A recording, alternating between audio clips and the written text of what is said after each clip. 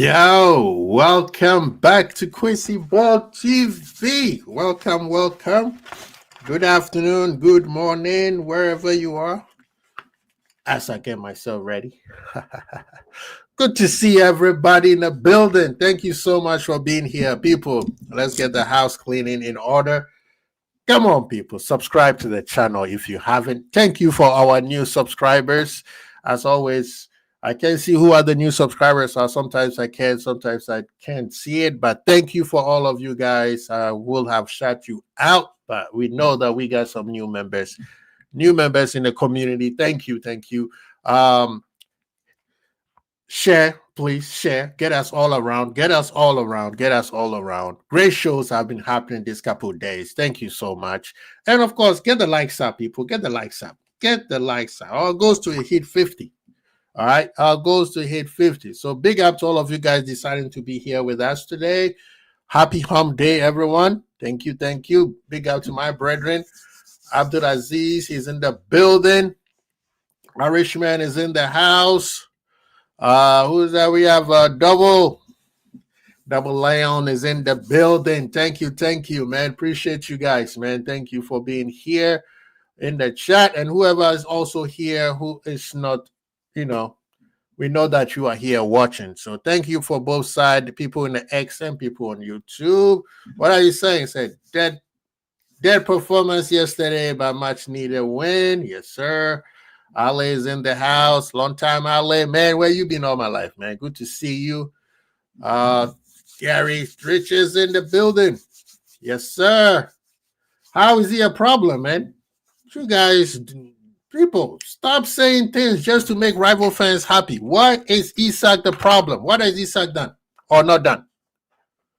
Tell me what Isak has done or not done. As matter of fact, better yet, tell me how do you want to see Isak play? I think that's the better question. Tell me how you want to see Isak play so you could say, wow, we spent 125 million on a striker. I want to see if people know football, because if you say something on football, like, we're going to have to call you in front of the class. So as a matter of fact, this was part of the topic I was going to talk about. People always saying Isak is not good. Big up for the segue, Gary. Slot out immediately. As you can see, we are still on the dark side. I've told you guys, and I'm gonna say it again. Until I see Virgil van Dijk's armpit in the skies, I'm not staying. I'm still in the dark side. So, however they do it, it's not my problem. But I need to have a major trophy being lifted before I change my mind on anything. Cedric is in the building. Big up. He said Slow's best day of the season was yesterday. Good tactics, good changes, good interview. Just a shame it took till December. Facts. I agree with you 1,000%. He was poor. Bro, you not say anything. I could say anybody was poor. I could say Kitike was poor. He doesn't need to be benched. We spent 125 million for him to be there for a reason. So you're still not telling me, Gary, come on. We need you to tell us he was poor. I could say everybody on the team was poor. A lot of people yesterday, and I'll mention them, say that the team wasn't, somebody say it was not a good performance. So the whole team was poor. We got lucky to get a penalty kick, right? A lot of your favorite content creators been saying that around. So you need to give me a reason exactly what he was poor on.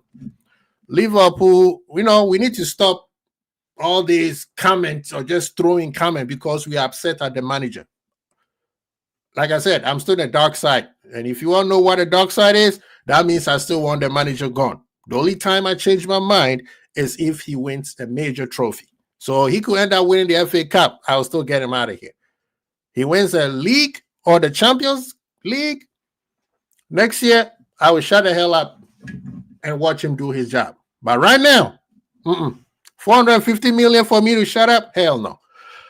Liverpool is unbeaten in 4 games and none of them Salah started. State the facts. Honestly. Let them know what we're talking about. Isak has not done anything. That's why he's the problem. Tell me what he's supposed to do. You just saying things. I know why you're saying it, because your boy Salah didn't play, and you guys are trying to do the same thing to Isak, what you guys thought everybody else was doing to Salah. But yet, all of you guys said Salah was not playing well and he needed to be dropped. Now, you see, some of us say he needed to be gone last year, even though he had a great GA, because his performance was affecting the team, but he would score a goal and everybody would be like, oh my God, he's a hero. So we know where some of you guys are coming from. There is the hate. Yes. Says slot out. He got a bit more time. Well, it is what it is. It is what it is. We scam a win yesterday. If you call that scamming, then you need to rearrange the way you watch football. If you call, why didn't they score then? People, if you want the manager out, that's a whole total different separate thing. Cool. But you're not going to sit here and disrespect Liverpool for going to San Siro, a place where no one has been, and beating them in 3 years, and say we scam and win. What were they doing? If they were so good, remember, I could call people out. We got receipts. A lot of you guys said we were going to lose by 3. So we scammed 1 goal. Where was their 3 goals at? I'm going to let you guys know, as much as I want the manager out of here, I'm Liverpool through and through. So if you see, maybe y'all need to read the heading. It says, end of Jurgen Klopp's era and player FC. We had a clean sheet, people.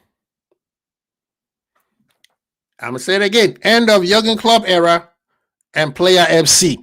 So if you are not Liverpool first, then you need to find a new club.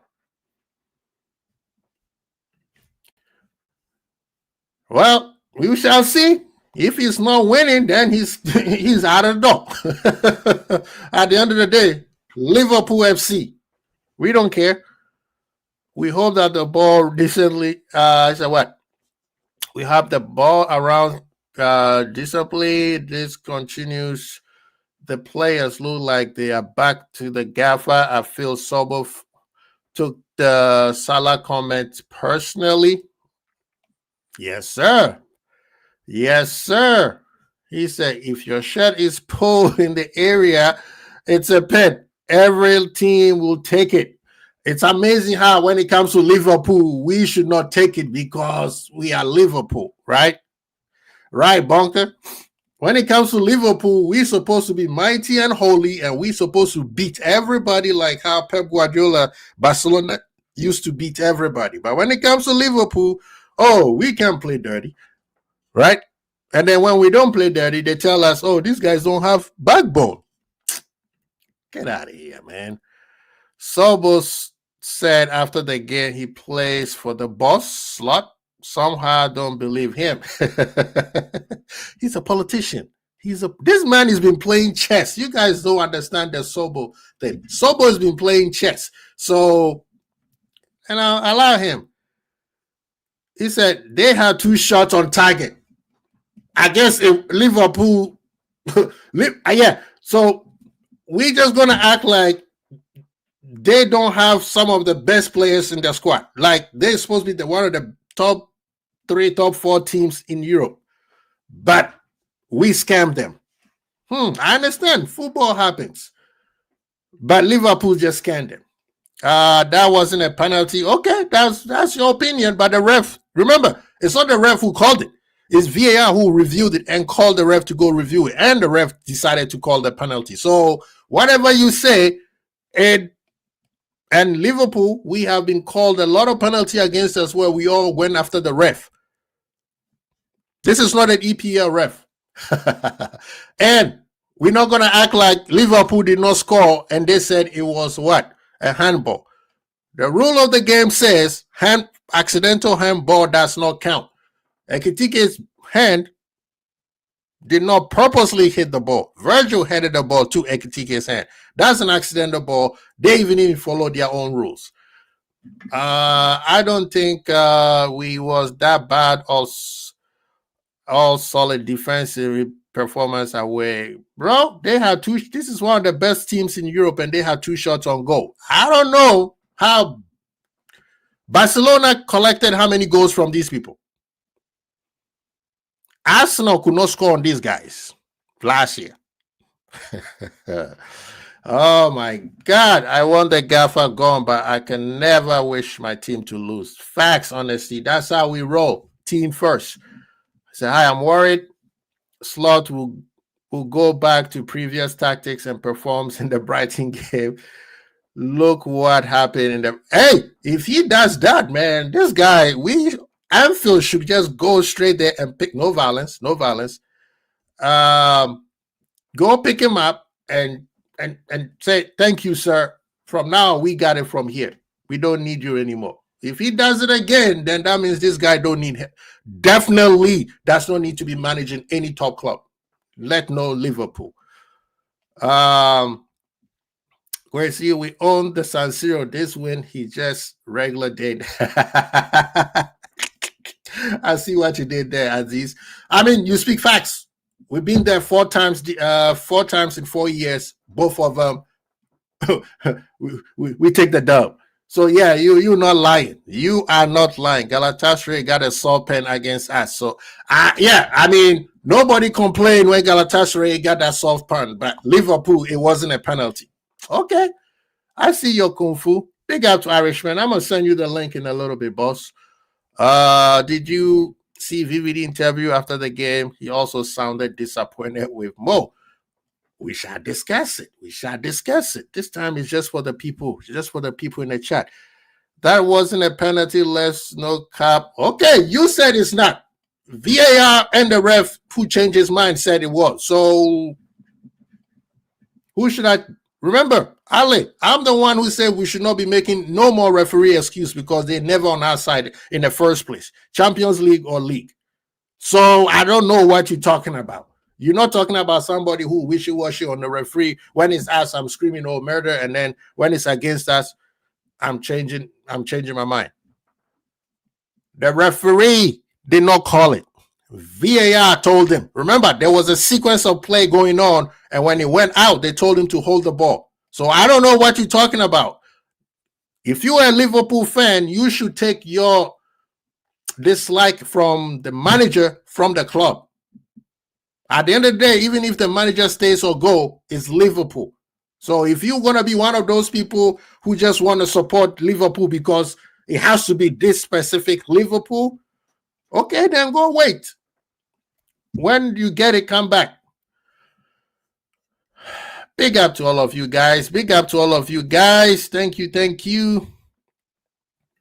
Let's do some things. We're going to discuss the topic.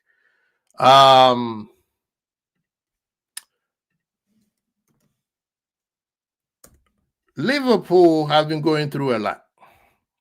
Right? We've been going through it. There's no hiding it. There's been some rough times since the season started. But one thing I know about Liverpool is we persevere and we always bounce back. Liverpool always bounce back. Now, the good thing about moving forward, people, please hit the like button. Hit the like button while we are here. I love this debate we having. You guys know me. We do not need to be agreeing with each other. Hey, if it was anybody else, you would have said, oh, well, they find a way. Remember, find a way to win. It's not about slot. That's why you making it personal. And this is a part where Liverpool fans, I'm about to get on your behind. Pause.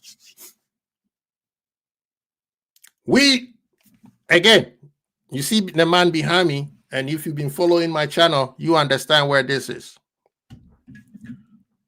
We all are not happy with the manager. That's a fact. That is a fact. But one thing that we are not against is the club. At the end of the day, the club comes first. If you just want an agenda so that your agenda coincide with the rival fans, then cool. Go be with the rival fans and tell them, you know what? I'm the real one. I say how it is. You go be a real one and do it. Stay against the family. But we stick with the family. When the time comes, whether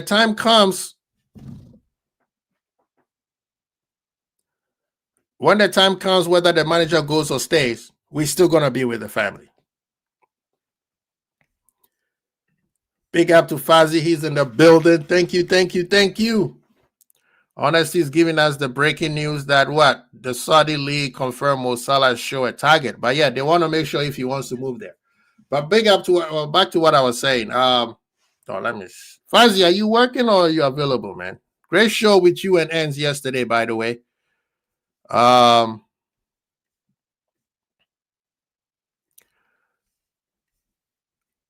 Where is Fuzzy? So back to what I was saying. As you guys can see, I'm distracted all over the place. Yeah, so Liverpool at this point is going through some not so pleasant everywhere. But one thing that we shouldn't be taking our eyes off is Liverpool needs to win. However we do it, we got to win, and we have to find some consistency to go back into winning consistently, right? This whole thing about, we should lose so that the manager should get fired. Nah. The hierarchy should fire him even if he will winning, and if he's winning not the way he's supposed to. Right? You guys say there's a Liverpool way. A Liverpool way is to win. Right? Liverpool way is to win. Liverpool way is to put trophies in the cabinet. That's Liverpool way. And if the manager is not doing the Liverpool way, then he has to go. Regardless of how you personally believe in. You catch my drift? Shout out to Drifty. You know what I mean? So, yes, the manager, this season has been abysmal. But that does not mean I want us to lose every game so that we could go get the manager out. Winning losing every game, that means the season is done. Then we're looking for next season. That's what got us to that 30 years of hiatus of not winning the league. Because, next year became 30 years. If we gonna win, we keep winning. Let the people upstairs make a decision. If you're sitting here at Liverpool and you want Liverpool to lose, you want Liverpool to lose against Inter so that it affects your agenda, then you are not a Liverpool fan. And that's what my heading says. Jurgen Klopp era and Player FC. This is the end. Why is the end of Jurgen Klopp era? Because from the first time yesterday, we play a system and a tactic that hadn't to do with Jurgen Klopp style of play. Let me say that again. Shout out to Dr. Uma. For the first time since this manager came in, we play a style, system, tactics that had nothing to do with Jurgen Klopp style of play. When this manager came in, what did he do? He slows Jurgen Klopp, same style, same tactics. He just slowed it down. We started winning, right? Hence why we won the league. A lot of you guys already said he won the league by using Jurgen Klopp team and a whole bunch of stuff. For the first time, we have moved away from the Jurgen Klopp shadows. This is what I believe. Was it pretty? No. But we got the job done. Could this spring us up to something great? Possibly. I seriously think that we are coming out of the dark. The question is it going to be with this manager or another manager? That's the question that needs to be answered. Where are we going? Is this manager the one or another manager is? But what I know for sure, Jurgen Klopp football, or should I say Jurgen Klopp's shadows or whatever you call it, in Liverpool is gone. It's done. It's over. The same way we moved on from Rafa Benitez, what's that guy's name? Brendan Rodgers. Right now, this officially ends that Jurgen Klopp shadow of style of football, however you called it. It's gone. That yesterday was the end of it.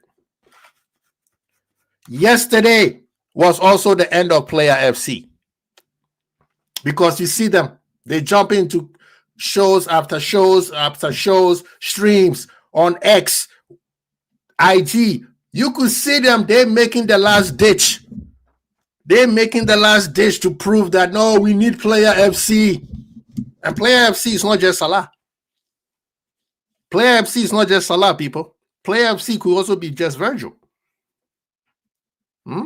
It could just be Isak. It could just be, what's the name? Ekitike. Verts. No. Player FC is dead. Because if you could not sit there and have sit down to analyze that, hey, Liverpool is in the dump right now, but they play 4 games and they haven't lost.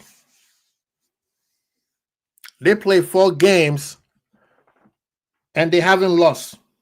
People are forgetting that. Even the one that, and 2 of them is what? Clean sheets. 3 by way of the league, 1 by Champions League. And if we were to combine everything, Liverpool has beaten Real Madrid and all these top clubs in the league, in the Arsenal, whether it's the Premier League or what's the name. Chelsea doesn't count because Chelsea is not a top club. You saw what Atlanta did to them. So, I mean, you could say that. You could say that Gakpo is also a Player FC. It doesn't matter. At the end of the day, Player FC is dead. It's gone. So if you cannot come back to LFC and say, you know what is best for the club, then you should not be supporting Liverpool. I'm sorry. It is what it is. Right? If you cannot, and this is what I'm going to show you guys why I said this has been a myth from day one, but some of you guys never wanted to believe me. Right? We told you guys.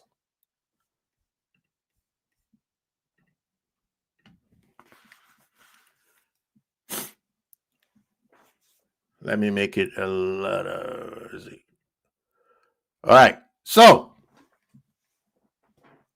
I don't know if you guys can see it. But this is what people who's been telling us, that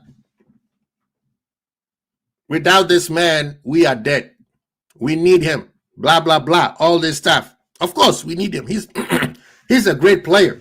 You'd be an idiot not to need a player like this gentleman here. But at the end of the day, with or without, Liverpool is still Liverpool. Hence the reason why I'm saying Player FC is dead. Right? At the end of the day, it's Liverpool. He had a 2 year, 18 months left. Whether he was going to do it the entire 18 months, we didn't know. But he was going to move on. And if he move on, then what? Then what?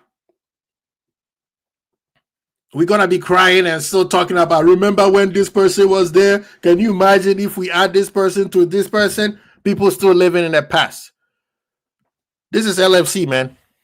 I'm going to keep saying that. This is LFC. We win. With or without.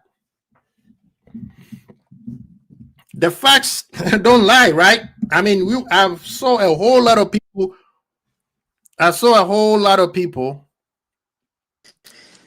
Big up to JK, man. Thank you for being in the building. No problem, bro. How cool, man. Yeah. I saw a whole lot of people still making a last ditch for Player FC, trying to tell us, oh, and this is the reason. And when this person is not playing, you see how we were struggling here. This was struggling here. These are the numbers, people. This is the numbers. And I believe this includes yesterday's match. And at any part, you could see there is what? Improvement on whether he's playing or not. So, JK. I'll send it in, bro. I don't know if you saw the game yesterday. Yeah, of course. Did you wanted us to lose so that you could come here and talk about your agenda about the manager? Never in a million years, bro. I always say the game's bigger than the manager. One thing I don't like is losing, and especially in like big Champions League games where the whole world's watching. You know, like for me, if Slott's going to go, he's going to go. But we still had to win yesterday because you know what I mean. People don't seem to get that. They don't get that mathematics. That people, you still have to win. You still got to win, man. You know, that's the beauty of football. You know, a couple of games can change a career of someone. You know, look at Aston Villa. I think Aston Villa is a prime example. At the start of the season, they were bottom of the league, near the bottom of the table. They're second position now. So it took them a bit of time to find their feet again. So football's up and down, man. It's a roller coaster. That's why we love it. If it was always the same, winning, yeah, it'd be great, but it'd be fucking boring. Big up to Irishman. Long time no speak. How you doing, brother? All good, yeah. All good. Good. So, were you in your secret lair with your Shih Tzu? I think your dog is a Shih Tzu. No, it's a mongrel. It's mixtures of different things. So you and your dog were sitting in the somewhere and in the dark. The secret lair. The secret lair, and we're hoping that Liverpool lose. Is that what you guys were doing? No, I predicted a 1-0. I predicted a 3-1 loss. I obviously, but no, I never go into a game. This manager's job is kind of going to be what it is, regardless of what happens. I would never. I mean, because you can go into a game. Like, what would be the point going into a game and hoping like that you lose it, so the manager gets sacked? No one's told you that the manager is going to get sacked if you lose that game. So you lose that game, and the manager still doesn't lose his job. So what do you get from that? What do you get from that? You know? No, man, I could never go into it like that. It'll be what will be like JK said, man. This is Liverpool that they're playing football for 90 minutes. You try and forget about, you know, wanting this and wanting that. You just want the team to score, the team to win, and that's it. Yeah. And I don't know if you see my title. I said officially. I didn't put officially, but I believe end of Jurgen Klopp era and play FC. JK, what do you think about that? Well, for me, I think I've never seen Slot resemble a Klopp team in his way of football.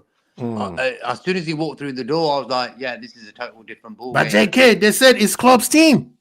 Yeah, but it don't matter for me. It's Klopp's team in that way of the people who were there, but that's like with every job. You know, the workers are going to say the same, but the new guy comes in, he might make them more money. God knows, you know.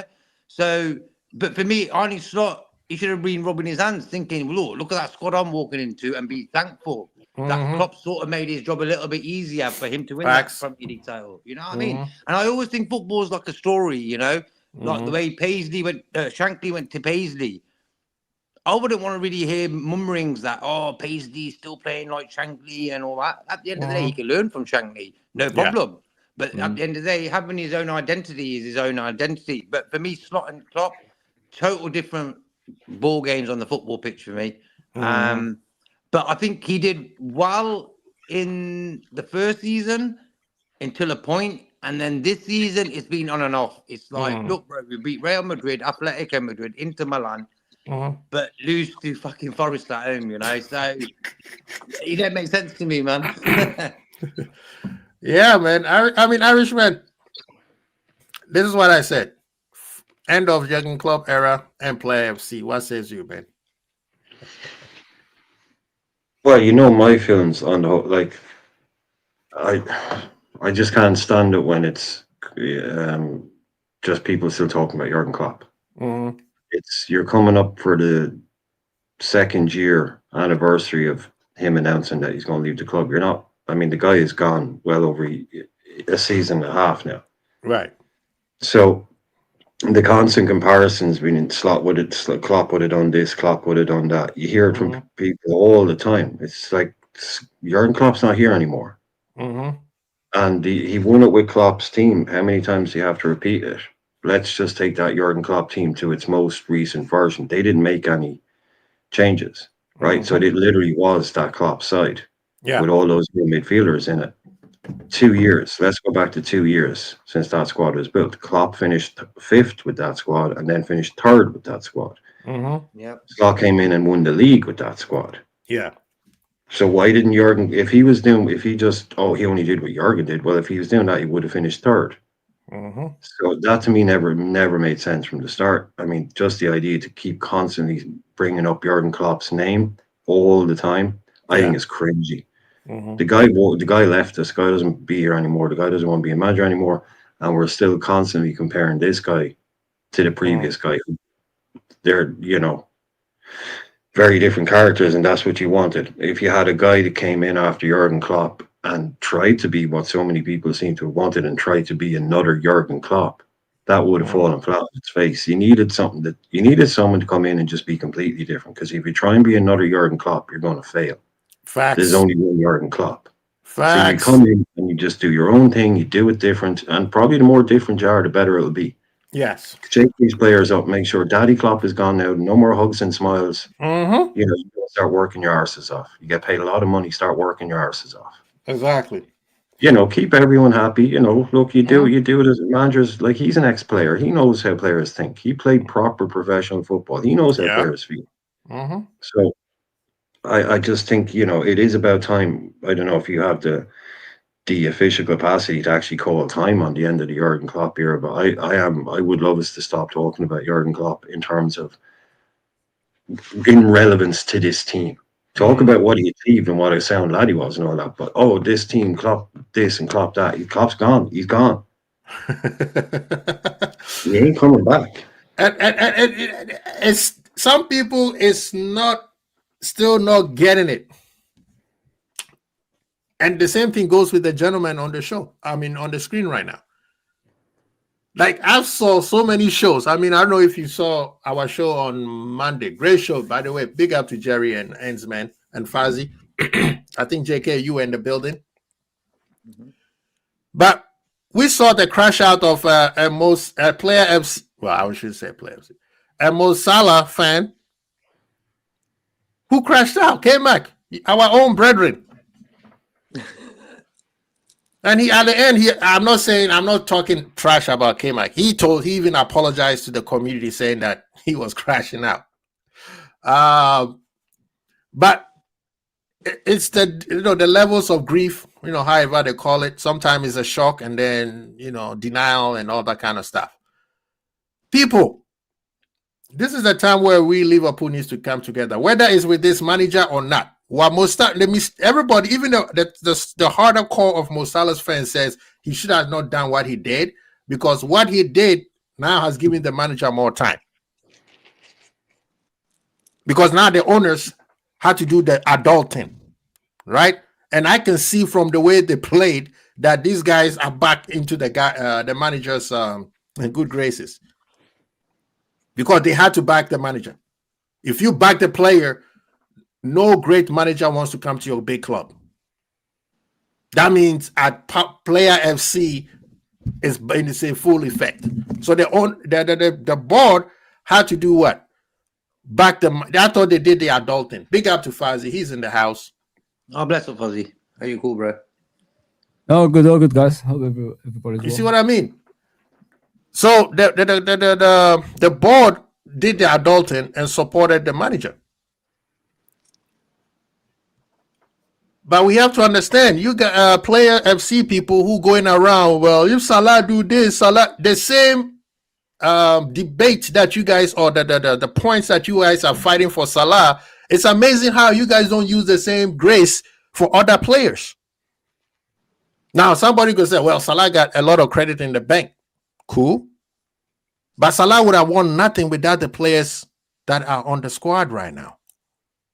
Am I talking shit, Fazi? No.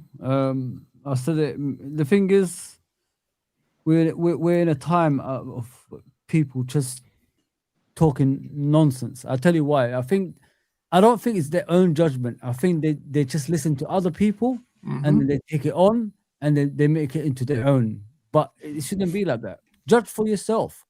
There's a video going around on Twitter, ends I think put up recently about Mo Salah last season. He was saying the same thing that he's against that he used the other day. You know what I mean? So it's kind of weird. Like you're contradicting yourself. Like how can you say that last season when things were going well, but this season you're saying the same thing you was against last season? So if a player is like this, then it should show you he lost the plot. Yep. I love Salah. I'm sure you do, Kwasi, for what he's done. I'm sure you do, Irishman and JK. But don't say one thing 1 minute and then say the other thing. There's one thing that's important over here, guys, is Liverpool Football Club. Players come and go, managers come and go, owners come and go. We've seen a couple of owners now. Since in my lifetimes, I've seen the Moors, then I've seen the Gillette, whatever his name is, and he passed away the other day now. Yeah, and then the Henry, I mean the family. So this is what we've seen. So people come and go. Just accept it for what it is, because things have to change to get success. To continue. Fazi, they can't phantom the fact that their hero is not part of the new success. Where are we going? He's aging. He can't do what I mean, the manager took him out because he wants to save his own job. I mean, if you can't do the basics, which is, running around, he's going to take you out. He asked him, he said, you can't do it. Then, you move on to the next person that can. So you put an athlete on the right. 4 games later, we haven't lost. So what evidence? The proof is there, Fozzy, it's true. The proof's in the pudding, look, bro. Look, nobody hates Salah. More discipline. That word hate is too strong to use. What I would have done if I was him is I would have if the manager told me, like, I need you to run about and you don't track back a lot. What I would have said to him, okay, no problem. I will work hard on it. If you're gonna take me out for now, I don't mind it, but I'm gonna work hard on it to get back in the team, and then and show you that I could do that as well. You know what I mean? That's what I would have done. But for some reason, the guy after the Leeds game is like the perfect opportunity for him to say some silly things, and now the people that actually were with him at the time when they were on his side emotional due to emotions have looked at the videos again and saw this video around Twitter, have changed their mind now. And if you look at the regular game goers yesterday, they were asking them a question outside the stadium. Who do you support, Salah or Slot? And majority said Slot, believe it or not, which is crazy. Because everybody thought was Salah, but they didn't. The majority of the fans actually that was interviewed outside the stadium, they said, we support Slot because Salah shouldn't have done what he's done. So we can't be wrong what we're saying, Kwasi. We can't. There's no hate towards this guy, but he shouldn't have said what he said. Just work hard, get back in the team, and look after the youngsters as well. Make sure it's like what Jurgen said, is what you leave behind that's important, not when you come in. So thank you. Next generation of the players are there to take this club to the next level, which is winning titles consistently. But there were still fans ripping Klopp apart after he left Fozzy, even though he left us in a good state, we won a league title with the team he left, you know what I mean? So, but there was still fucking disrespect. And for me, football is only good when there's respect there. If you're constantly taking the piss out of players, managers, blah, blah, blah, that for me is a waste of fucking time, man. Like, come on. They're human beings and they're there for you to win something and for you to be happy. They're not there for a fucking laugh. Yeah, they get paid well, of course, but they want to win. And that's what I love about Salah. He's a winner. He wants to win, but what he hasn't realized is in this system right now, in this team right now, this season, he has to be a team player. And but see, this is the thing, though. JK, this is the thing. Salah posted a workout, not a workout, like him, a picture. I can't believe that. If people to tell me he is a legend, which, okay, he's played Liverpool and he done what he's done for Liverpool, and people wants to tell me he supports the club. You know what? If I was Salah, to show that, you know what, like Stevie G said it, sometimes he will think back and say, you know what, I made a mistake. If he's remorseful, like everybody said that, oh, we selling Salah for Isak, you know what Salah should have done after that, after the win? Take a picture and say, I support the boys. While the boys were playing. Great win, lads. While they were playing. Yeah. That what shows what a real leader who cares about his squad is about. Yes, remember, Fuzzy, you were on the chat, JK. I told you when you listened for the first couple seconds of his frustration when he did the interview, I'm like, yeah, that's a frustrated player. That's understandable. Whether I agree with it or not, he's frustrated. Mm-hmm. Whether he's right or not, he's frustrated. And when somebody's frustrated, usually there is no any proper. The control's gone. It's gone. He's just frustrated. The head is gone. The head is gone. As soon as he veered left and started talking about the club, that's why I said, okay, this must be AI. Now, for some people say, oh, that would have kicked the manager out. If he has stopped right there where he was frustrated, that could have pushed the manager out. Because guess what? The owners will be like, we need to get hold of this before it gets nasty. When he started talking about the club, the owners was like, bump this guy. You making about you. How many times or how many people keep saying that? I listened to K-Mac, I listened to Mike Dance. All of them made the same point. Nobody supporting Mo Salah. Nobody helped Mo Salah. Nobody did this for Mo Salah.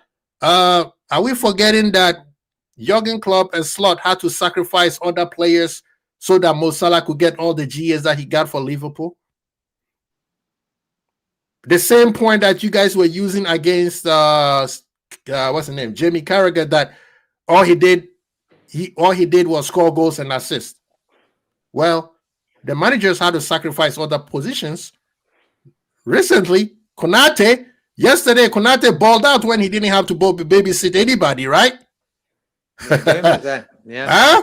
We're just gonna sit there and act like everything is just, oh, nobody supports Mo Salah. We don't deserve Mo Salah. If you say we don't deserve Mo Salah, you're not a big club. You're not a supporter of a big club. No player deserves the big club. You are lucky to play for a big club. You're privileged to play for a big club. Mm-hmm.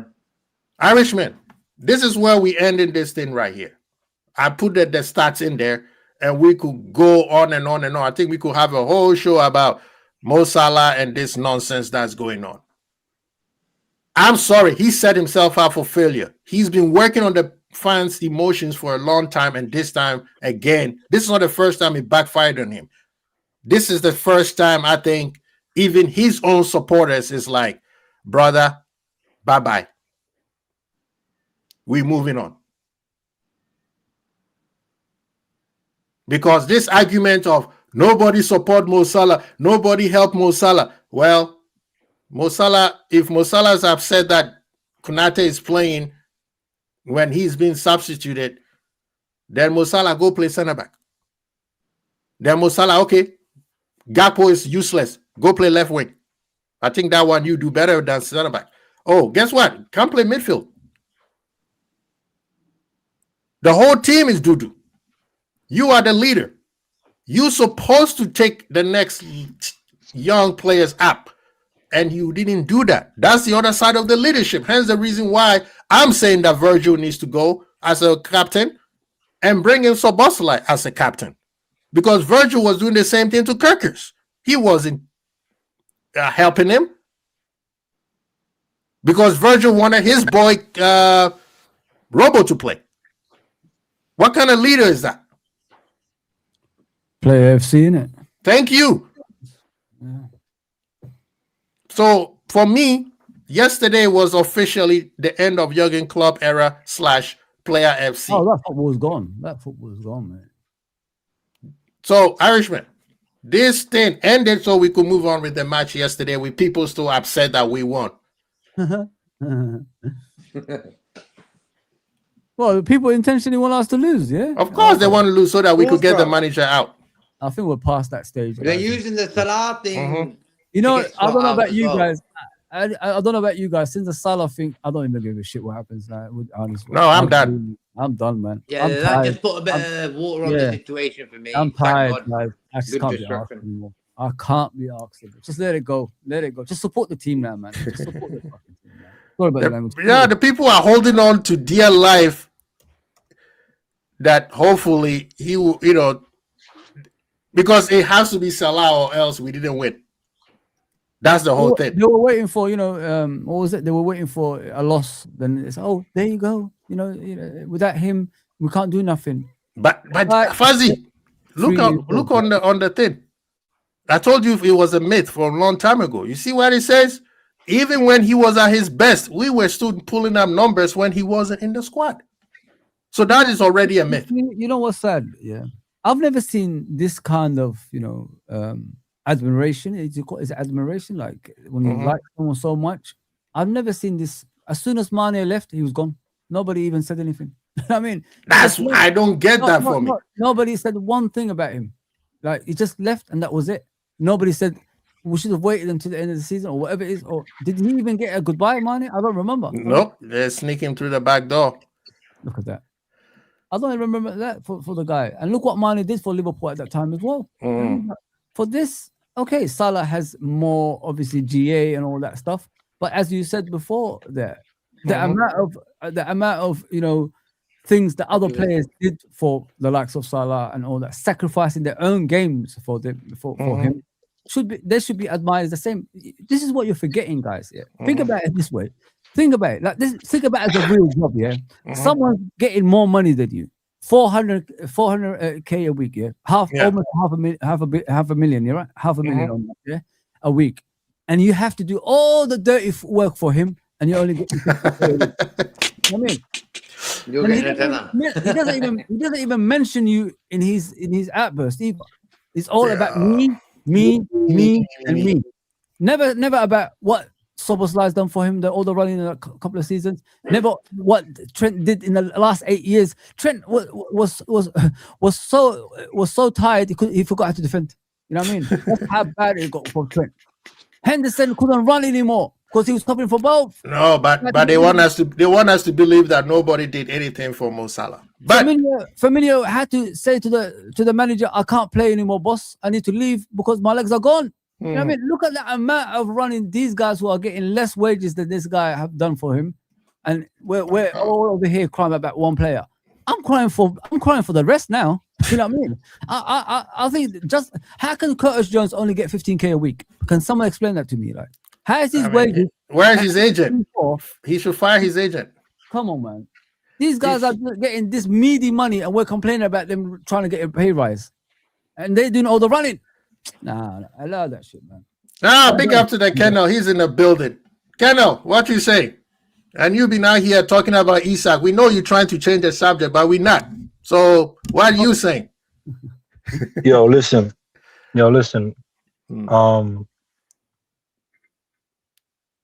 As I was listening to Fuzzy, big up the panel, big up everyone in the chat. Brother, always, man. Always. I see some man in the chat, females, I don't know what they identify as, was trying to debunk what I was saying and then in the end realized what I was actually saying. So I hope the same can go now that I'm on the panel and I'm talking to you, man. Yes, sir. You see everything you just said, Fuzzy? It's not a debate thing. It's a perspective thing, right? But the perspective that you brought in your final monologue there has nothing to do with what Salah is saying. And no one is actually addressing what Salah is saying. Salah is telling us what happened last season. Because to be honest, none of us really know what happened last season. I heard Irishman, big up yourself. I heard you talking about the Klopp thing and the Klopp team thing. Bro, Salah is literally telling you what happened. The man said the new manager came in, it's the same old players. I look at the new manager and I said, yo, fam, if you allow me this space and put me in a position where I'm comfortable, I promise you I'll win you the Premier League. As long as I'm comfortable with the situation that you've created for me, I promise you we're going to win the Premier League. Now, that's coming from a player who's won the Premier League with, in my opinion, was working with a manager that wasn't fully playing to his strengths, that wasn't really fully playing to a lot of players' strengths, right? So I don't want to say if Klopp had bent the knee to Salah a long time ago, we would have won it. I'm not saying that. But I'm just saying that is the player telling the new manager. This manager came from nowhere. So you're telling me a player who won the Golden Boot before multiple years looked at the new manager and said, fam, if you give me a situation where I'm comfortable, we'll win the league. And the manager did that and we won the league. Who holds who now, Quasi? Does the player hold him? No. But Quasi, what I'm trying to say to you is the manager gave him that situation, right? Right. So now, if the club look at it and go, you know what? That's too much power over my new manager, you know. Then I can see the club perspective, not the manager perspective, but what the player is saying, yo, me and the manager have this relationship and this understanding because the manager will work with the players and vice versa. Now, if as the player, you're told, you know what, man, we've done that, we've won the league, but you know what, scrap that, I'm going to run my own thing. I don't know where it's going to go. It's some trust the process type of thing. So now we've put him in an uncomfortable position. I'm not saying I side with the way he's conducted himself, but I'm trying to show you, man, that's the only thing that he's talking about. Right. He's just letting it be known, like, yo, we had an understanding, manager to player, and he went against that. He's acting like, yo, I don't even exist anymore. So if I'm a player and I show you a situation, you worked with it, which is to my strengths, we won the league, we're coming back on the, yo, let's go and do it again. And all of a sudden, man's just walking by me without even giving me a high five. It's like, fam, your credit in the bank came off my sweat and tears. Your credit off the bank came from my blueprint. I gave you the blueprint to the title. Nah, no way. Nah. No. Listen. You man think I'm not telling you what I think. I'm telling you what Salah said. That's what Salah said. Right. Bro, yo, listen, if you man want to debate Salah, go do that. No. We're not going to debate Salah. But do you understand what I'm trying to say to you, yes, man? But Fuzzy, real quick, can I ask a question? Okay. Quasi, yes. I haven't given my opinion yet, just so you know. I got you. I just want you guys to understand where the Salah thing come from, and we're talking past it. No one has addressed that. Okay, so this is the part where everybody has said the first couple of seconds of Salah point that you just made, everybody understood his frustration. Yeah. Everybody said, even if you listen to Stephen G, Carragher, and everybody, they will tell you that segment that you just said, everybody said, okay, any player will be frustrated if they are not playing. Now, for us who also look at it and say, wait a minute, but we were still playing the same system that we played last season with different players. No, we weren't. Let me finish. With better players, still playing Salah when people, even his own fans say, yeah, Salah needs to be dropped. So at what point did because he said in even his state, me and the manager had a very good relationship. Now we don't. When did it start? Did it start when he started benching you, or did it start last season when you and him had a good communication? Bro, to be my opinion now on this thing is where, and I'm not trying to scapegoat your guy, but my opinion of this is, bro, Salah's been undroppable from Klopp days. And then that roll over to now, right? We never bought a right winger for it. You know what I mean? Because but here's the thing. I'm Salah. We brought in Hugo. We lost, Jota, rest in peace. And then we've lost Diaz, right? I'm Salah and I'm standing there, man. We bought Hugo. And I told you, Quasi, we don't need Isak. And you're like, nah, bring in Isak. And I'm like, bro, that doesn't quite make sense because we still got Chiesa. So when you brought in Isak, right? And I'm Salah, and I'm looking and I go, but why is he dropping Hugo?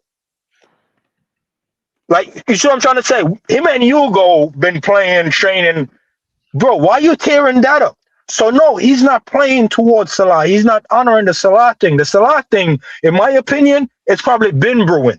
And it's the reason he's underperforming. And when people talk about what Salah doesn't do, I've seen Salah being more defensive this season than any other season. Like, I'm seeing Salah running, kicking balls off man toe at the 18-yard box.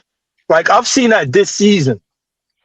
So what I'm trying to show you, man, is the frustration. Yeah, saying it after being benched in 3 games, look, distasteful, and I won't deny that piece.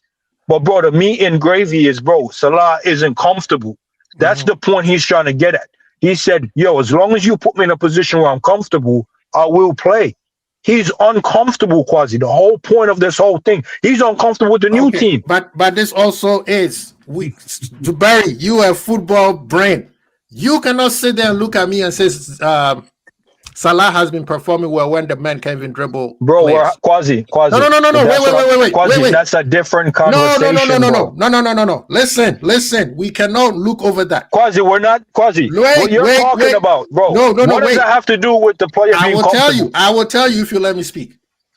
There is no way in hell if Salah's performances is helping the team, any crazy manager will say, I'm going to bench him. Bro, Quasi, once again. No. So, Barry, Quasi, let me answer, bro. Quasi, let me answer what you're trying to tell me. Quasi, I got what you're saying. No, you're talking about him being dropped. We're not talking about him being dropped. Let me finish. If you have a superstar like Mo Salah and he's playing well, you have to, Barabi, shut the hell up and try to work with him however is fit because of what he brings you. Last year, I was not the only people who were saying it. Yes, he was giving us GAs, but his performance was affecting the rest of the players. We had to sacrifice certain players to get Salah's GA. This year, the manager says, just like you said, that's too much power for one player. We can't keep doing that because when you do that, what happens? You have the Virtu not playing properly. You have the Ekitike. You keep riding for Ekitike, but Ekitike hasn't been balled the way Ekitike is supposed to. Because why? We're focusing on Salah. Salah's performances has been poor. That's why he got benched. If Salah was doing well, regardless of whether he's scoring goals or not, because last year Salah played well where he was giving balls on the plate for Nunes and Diaz, and they were fluffing the lines. People got upset. People wanted Diaz out. People definitely want Nunes out. This year, Salah is looking poor. He can't dribble. He can't pass. He's not passing the ball when he's supposed to. He's trying to shoot. All his decision-making has been poor. The manager look at it and say, brother, it's affecting everybody else. Let me make changes, which everybody asked for. He made the change. All of a sudden, one player said, why are you benching me more than 2 or 3 games? Everybody on the squad beside Alisson, who got injured, so that's why he got substituted. Virgil and Konate, because we don't have any other players to substitute them. Everybody else has been substituted. Some people have been on the bench for days. IE, Chiesa. So what was Salah bringing to the team that he's not bringing anymore? What did he deserve to be? Quasi. Quasi. I hear what you're saying, but you're not addressing what I'm saying. I just gave you the reason why he's being substituted.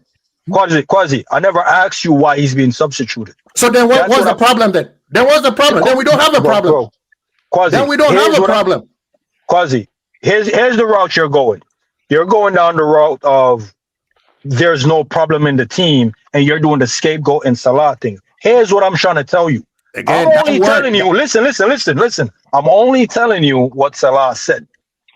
Once again, I'm not giving you my opinion on what's happening. Here's what the player is saying. If you put me in a comfortable situation, I can do my thing. This is what we know for a fact, not what you're speculating and not what you're saying as far as performance, because performance does hurt the argument. But here's what I'm saying to you. He's been playing with Hugo, right? Preseason and the beginning of the season. So there's some sort of relationship there. He's building on that. Okay, it's new, so he's not quite comfortable with it, but he's figuring out how to make it work for him, right? Right or wrong? Keep going. Now he's playing in some moments that the manager has given him where we don't have any midfield because now Gravenberch is back in the defense. It's first.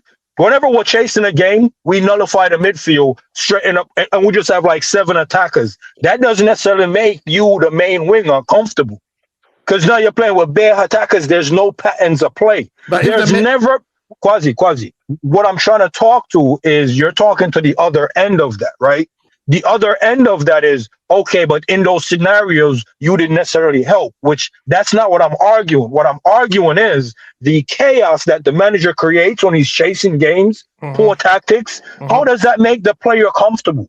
Well, so that's what I'm talking. Quasi, what I'm talking to is where it started, and that's where he's talking so from. Let's address. So now, let's address. So if you're telling me, let's address. If you're telling me which player, real quick, which player, and you think in our team have been presented with a comfortable situation? Because it's not Sabazalai. He's playing 6 different positions.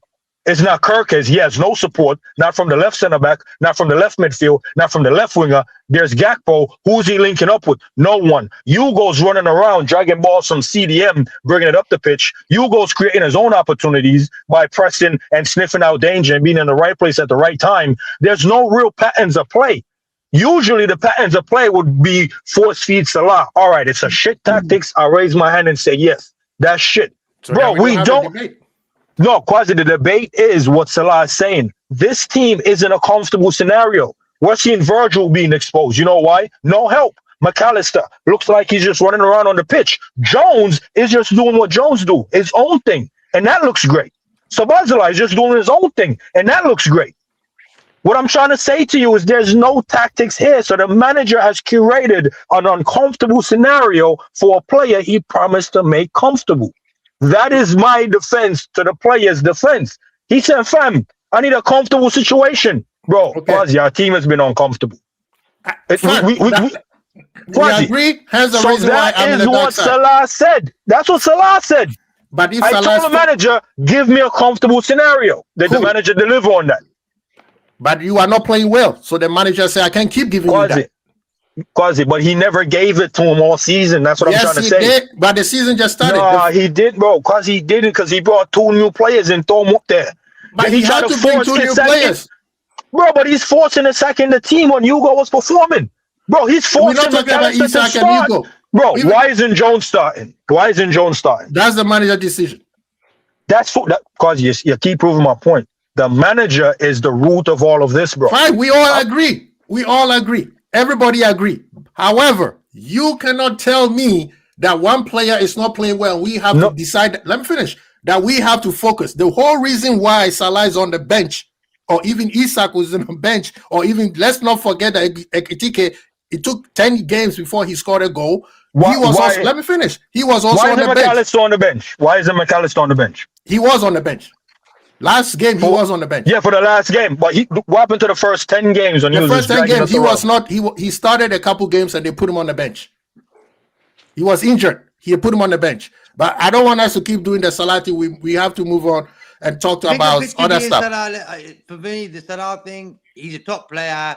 He got benched, didn't like it, sitting there thinking I'm worth more than this. And he's saying, you know what, fuck this, I'm going to do an interview after the game. Exactly. It was premeditated. I love Salah. Everyone loves Salah. But at the end of the day, there's a time and place for him to do that. No, what's mad is I actually don't like Salah. I wanted him out of here 2 seasons ago. I wanted to keep Mane and sell Salah. So for me to be defending him this way is just, I just want people to not overlook what he's saying. Defending Zuberi? I heard what he said. Well, if he had any brains, he would have said, you know what, I don't need to say anything because exactly. If he loses the next game, he's thank you. Gone. We're gonna lose the next game, and then the manager's gone. So he's being fearful. He was fearing being scapegoated. That's why he even used the word scapegoated, because he looks like the scapegoat. Everybody was being scapegoat. Salah will have a bad performance. I don't know. Is Isak being scapegoated? Because Isak needs to hold some smoke. Look at the chat. Isak needs to hold some smoke. Salah will have a bad game, and everybody blame Gakpo. Salah got the same problem. They can't find their feet. They were the top scorers last season, them two, and them two can't find their feet. Hence why them two are looking real bad. Something's not right there. And at one point, Robert didn't even play the game, and people were blaming him. Wait, who's that made that comment? Because if 2 top players from last season ain't performing well, I don't know, man. That's pointing to the manager, bro. Both of them can't be underperforming. Surely one of them got to be fired. None of them is firing. The manager don't know what he's doing. Transfer ruined Isaac's season for me. That took too long. And if you actually, you know what? JK, I have Subasala in there. Irishman, I need your help. And I'm glad that Zubair is here. How do you want to see Isak play? Irishman, how do you want to see Isak play? How do I want to see Isak play? I need Isak out my team, blood. Okay. How? You have to let us know. How? All right, so here's the thing. For me, the way I want him to play is not his strength, because the Liverpool team requires energy and work rate, right? Isak is kind of like that Haaland, which I think Haaland have changed in recent years, or maybe even last year, where he's no longer a luxury striker that sits up at the top and we dominate possession and get him into the game. Right. No, that's the type of striker Isak is, but that's not the type of striker we're used to. See, that type of striker needs almost like a shadow striker or wide wingers that actually do the Danny Murphy stuff, the basics. Right. Find the guy, find the target man, right?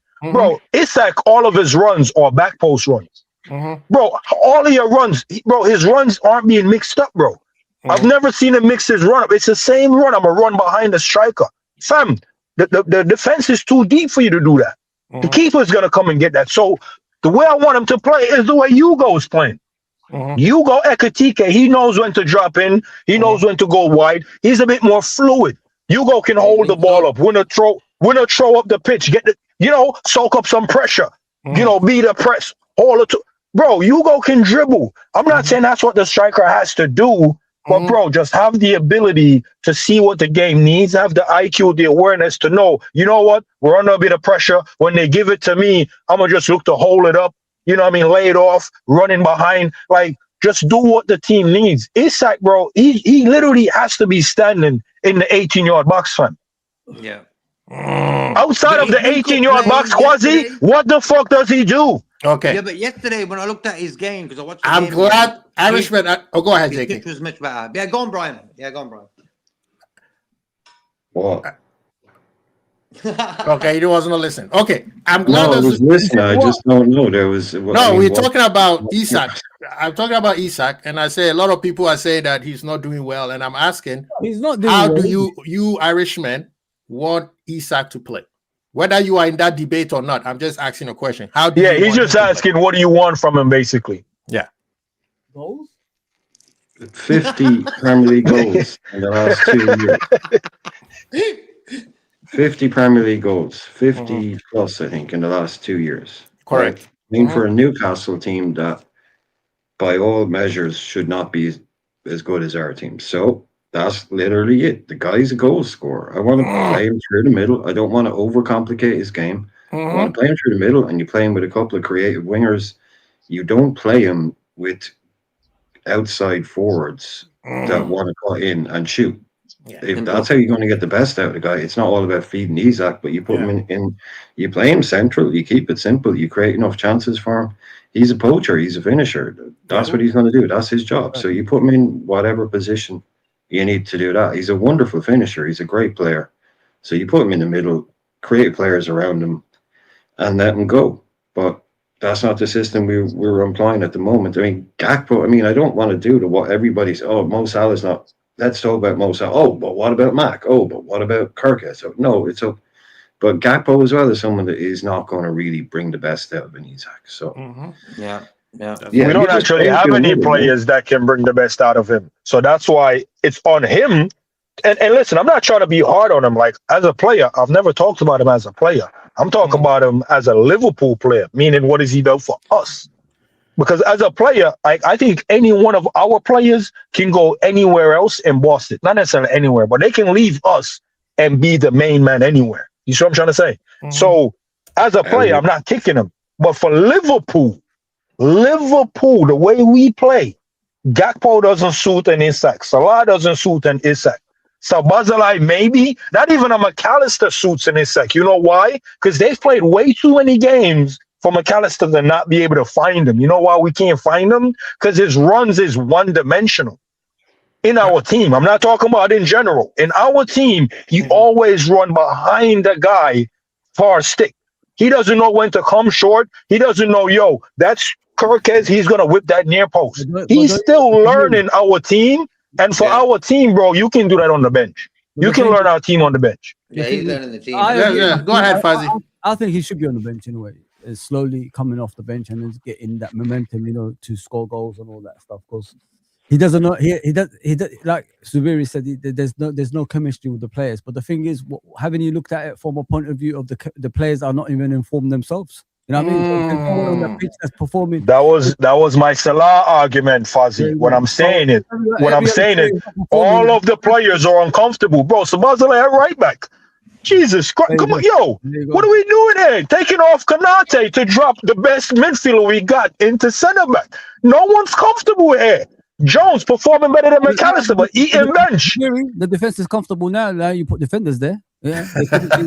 you see what I'm trying to say? Bro, yo, Fuzzy, I swear down, yeah. This is how uncomfortable everyone is. Name me a Liverpool fan that's comfortable this season. Bro, the man has even made the fans uncomfortable. Yeah, it's true. Well, listen, bro, I've seen Liverpool fans walking out the stadium 80 minutes. 75 minutes I've seen as well. So, okay. So now, when have we ever seen that? No, never. But Fuzzy, are you done with the question, or can I? No. I'm just trying to, like, I think we're harsh on Isak. I think if the team is off form, you don't expect him to be on form at the same time, especially the nine's always tougher. Yeah. I don't think he started a lot of games either. So I think we're judging too much. We're trying to brush him under the same brush of Nunes. Or now people are talking about that Nunes was better and all this stuff. I said, what the hell are you talking about? You see, Nunes actually created chaos for the opposition defender. Bro, Isak just jogs around, bro. Man, don't even press. Okay. Can I say something? Go ahead, Quasi. People are telling me Zuberi with his infinite football mind, which I always respect. He knows it. Respect, Quasi. He is telling me we got a prolific striker. We spent 125 million, and we want him here to do a doggy work instead of sitting in the box. What? Let me finish. Because I want to give you this analogy because I don't want you to finish because you're gonna realize how funny it is when you say your analogy. Here's my analogy. I've seen a lot of new guys join the military. Their rank is an E1. We call that a private, right? And they go out Quasi. Their paycheck is about $1,400 every 2 weeks, right? And they go out and they buy an X5 or BMW where the payment is $1,000. Insurance, because they're a young guy, is $500 a month. But they live in the barracks. I've watched those guys not be able to put gas in their car. You see what I'm trying to say? So sometimes we buy things we don't need. So once again, I'm not talking about Isak not being a prolific striker and one of the best or the second best last season. We're not talking about that, bro. We're talking about a man buying something he can't use. We can't gas up Isak, bro. So we can't feed him. We can't feed him. Back to what you were saying. Man brought back a Tesla to the village with no outlet. Are you going to juice up your Tesla? Are you going to juice up your Tesla in the village, Quasi? Good point. I'll drive it down the street and find some electric pole and plug it in. The thing is, you are making the same point I'm making, but you are just being anti-Isak, so you don't see it. Isak was brought in for a specific reason. Put the ball in the back of the net, just like he showed us against West Ham. That goal he scored at West Ham, not too many people can score this goal. Did that against Palace. Let me finish. Isak is not here to be running around, and this is why I put that heading, end of Jurgen Klopp era and Player FC. We are so used to strikers running around like midfielders that we think that just because Isak supposed to come in and do exactly the same thing. He is not there for that. I have never seen Robert Lewandowski running around like Nunes and we calling that, wow, look at how Robert is playing. Robert puts the ball in the back of the net, and guess what? You have to feed him. If Isak has a problem right now, it's him not being vocal enough to tell the other players, give me the ball. Now, yesterday was probably the first time I've seen Isak getting more touches on the ball, him and Ekitike, because guess what? The system was built for them to eat. Now, one thing that the commentator said those two guys haven't played together you could see they've never played together because you could see they've never passed to each other in that game. Never passed the ball to each other because at one point Ekitike was on a position where, yes, it was a risky, but if he knew Isak, he would have probably tried to put the ball in there and Isak scored. But what did he do? Isak could have made a better run. It could have been. However, Isak, like Irishman said, the man has scored 50 goals in 2 seasons. His run is proven. Just put the ball on my plate and I score. If you put the ball on my plate and I'm not scoring, then come back and tell me you are. He's not here. That's where I blame Salah and Gakpo there, because look at Gakpo. He set him up for the West Ham game. He never did it since. It's like that's it. That's it. That's it. So this whole debate of Ekitike Isak is the people trying to do the more versus Mane again. Isak is not there. But can we blame the actual person though? Because here's the thing. If you are, and I'm not defending Gakpo, that's my guy, but I'm gonna use Gakpo and Salah as an example, and then you man tell me where you think the focus should lie. If I'm Gakpo and for a couple years the man them tell me, I'm putting you on the left, you know what to do, swing it in if you can swing it in, but do what you do, cut it, bang it. Salah, yo, that's what you've been doing for years, fam. Cut in, if you can find a man, Trivela it, back stick, swing in, bang it, right? Right. Now we buy Isak, we're like, yo, I don't think the instruction changed, and I think that's where the confusion comes into play. I don't think the manager look at Gakpo and go, yo, you see all that cutting in and shoot, switch that. I don't think the instruction changed, and that's why I logged off. I think it was like game week 7. I'm like, yo, I can't give my energy to the full game and dedicate my day to the game because there's clearly conflicting instructions on the pitch. Mm. You see what I'm trying to say to you, Quasi? So it's not an Isak thing or Gakpo Salah thing. It's an instruction because you clearly see Salah instruction haven't changed, bro. It hasn't changed. Gakpo instruction haven't changed. And it needs to change for Isak to flourish. This is the thing, and I'll say this, and then we move on to the man on the screen. Is when the manager said we need what's his name? Murphy. Oh my God! When he said that, he was trying to tell people maybe that's where his man management is useless. Instead of telling them, don't tell us in the press conference that we need that type of player because that type of player only focuses on Isak. Well, you should have told Gakpo and Salah to focus on Isak or Ekitike instead of telling us in the press conference. But we move on. Irishman, the man on the screen, I think this man has played chess to the highest level. I'm telling you guys that this is the next captain of Liverpool. But yesterday, I think he was very good. I'm not going to be like, oh my God, he was. No, he was very good. His game, you could see now his game is more measured and more tailored to game by game, right? Has he been playing perfect all the time? No. But yesterday, I believe that he and Curtis Jones were amazing, actually. I really like what Curtis Jones showed yesterday. He showed maturity, and he showed skill that people think that he never had. But yesterday, I think this man took the cake. He was amazing. What do you think about Szoboszlai, Irishman? Big gap, 12 man. There you go. He's at 2,500 minutes, I think now.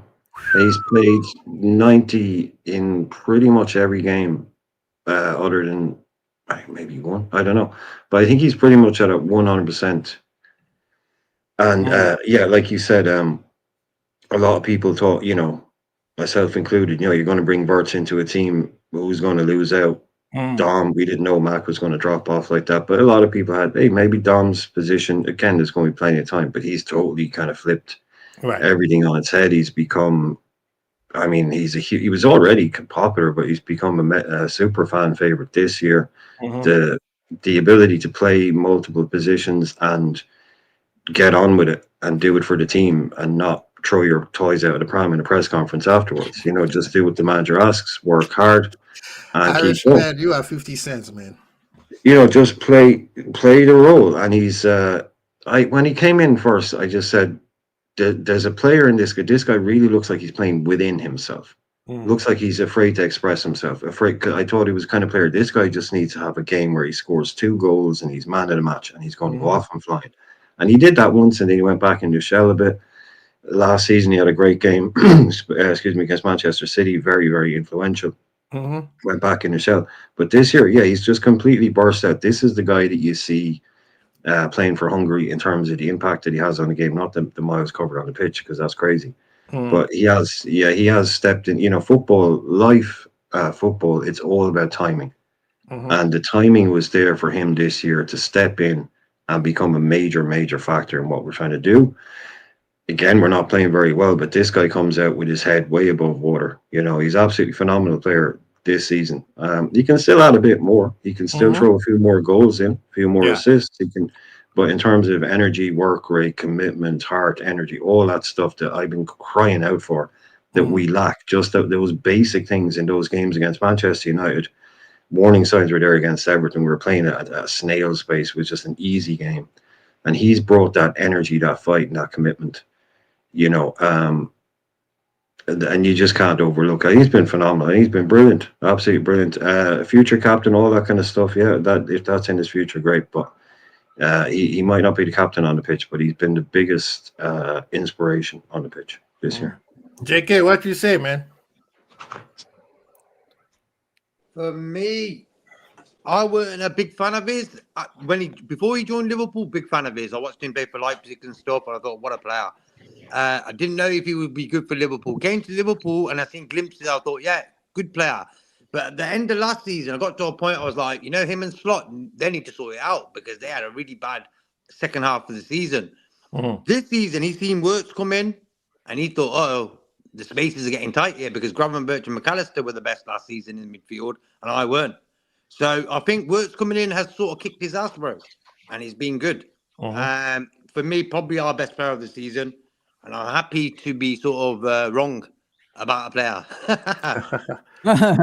Fuzzy, what do you say? What do you say, Fuzzy? I think both of them said it clearly. Like I what think we were all Irish. been thinking. But listen, I was always a Szoboszlai fan. Before he came to Liverpool, I was raving about him. I say we don't normally sign players like that. You know what I mean? I still don't think he's at his best yet because once he plays in a position where he's comfortable in, instead of like covering for other players, he's a team player. That's what you need anyway. Then we could see the best out of him. But doesn't this tell you, you know, time and patience on players? Look what happened. Because a lot of people, not so long ago, were saying, get rid of him, get shot of him, he's not good enough. They wanted him out. Where's K-Mac? But you know, when you give people time and you know competition for places, this is the reward you get. And I like what I see. I don't think like he's like what people are saying. He's blowing things out the water. I think he's doing his job. You know what I mean, so far. But as I said, I'm just waiting for when he plays consistently in the position he's supposed to play in, see how good he could be, and the trust will be there, and probably the captaincy as well in the future. But yeah, I've always raved about Szoboszlai. Obviously, sometimes he pissed me off in the last couple of seasons, but this season I think he just took everything on board, and there's the rewards, man. You see, time and patience gives you rewards, and that's what's happened with Szoboszlai. I'm happy for him, man. And also because he's feeling like, Szoboszlai is the type of player, he wants to be the number one guy.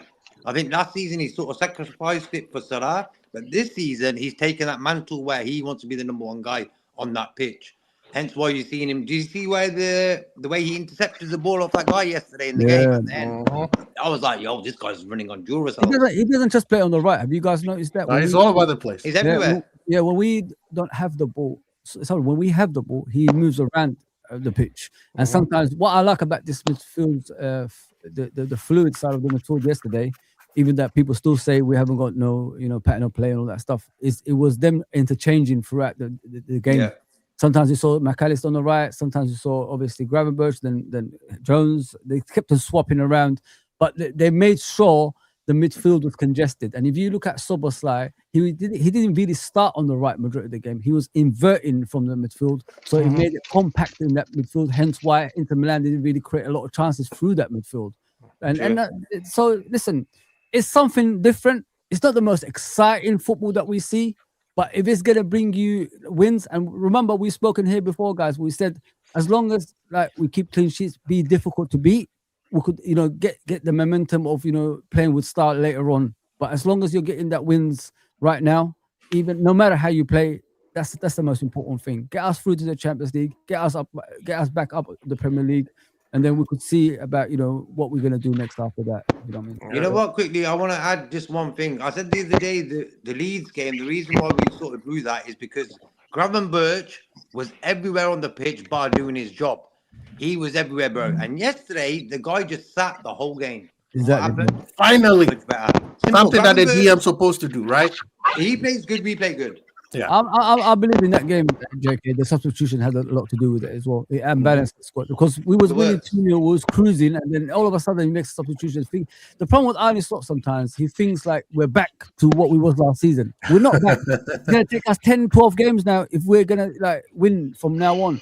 So just relax, bro. Don't start making, don't make the team, overcomplicated. Just leave it as it is. If we're winning, leave it to the last 10 minutes of the game, then try and make changes. Not like 65 minutes like you always do. Yeah, sometimes you don't need them. The changes, yeah. Yesterday it was perfect because we controlled everything, and it looked like we was gonna do something. But yeah, that game against Leeds, it was madness. Yeah, Zuberi, let me have 12 men say something, then you can have the last word. Yeah, let's go 12 men. What do you say about Sobo? I know you want to say something about the Jurgen Club stuff that we see, but we're not talking about Jurgen. Yeah. I get that. I get it. No, I definitely wanted to have a say on the Klopp stuff, but if you're on to Domin Szoboszlai, look, I appreciate the people. I know Fozzie's been a big fan of him. I know that this is JK said that he's come around to liking Domin Szoboszlai. Look, I know what I've said to. No, and he's honest about it. Like as in, we've had many conversations about it, and like he's warmed to Dominic, and he's, but what it was for me, hearing a lot of people now sing the praises of Domin Szoboszlai, it's like this. I know people are saying that maybe they didn't like some of his play last year or this or that. But one, I think about they don't recognize, or some might not be complimenting the fact that he was trying to complement Salah's game. He was trying to, be able to complement Trent's game and others, so that they could prosper in their aspirations. And then also on top of that, Szoboszlai plays all out every time he enters the pitch. Every time he's on the pitch, he plays with the same amount of energy, the same enthusiasm, the same intensity.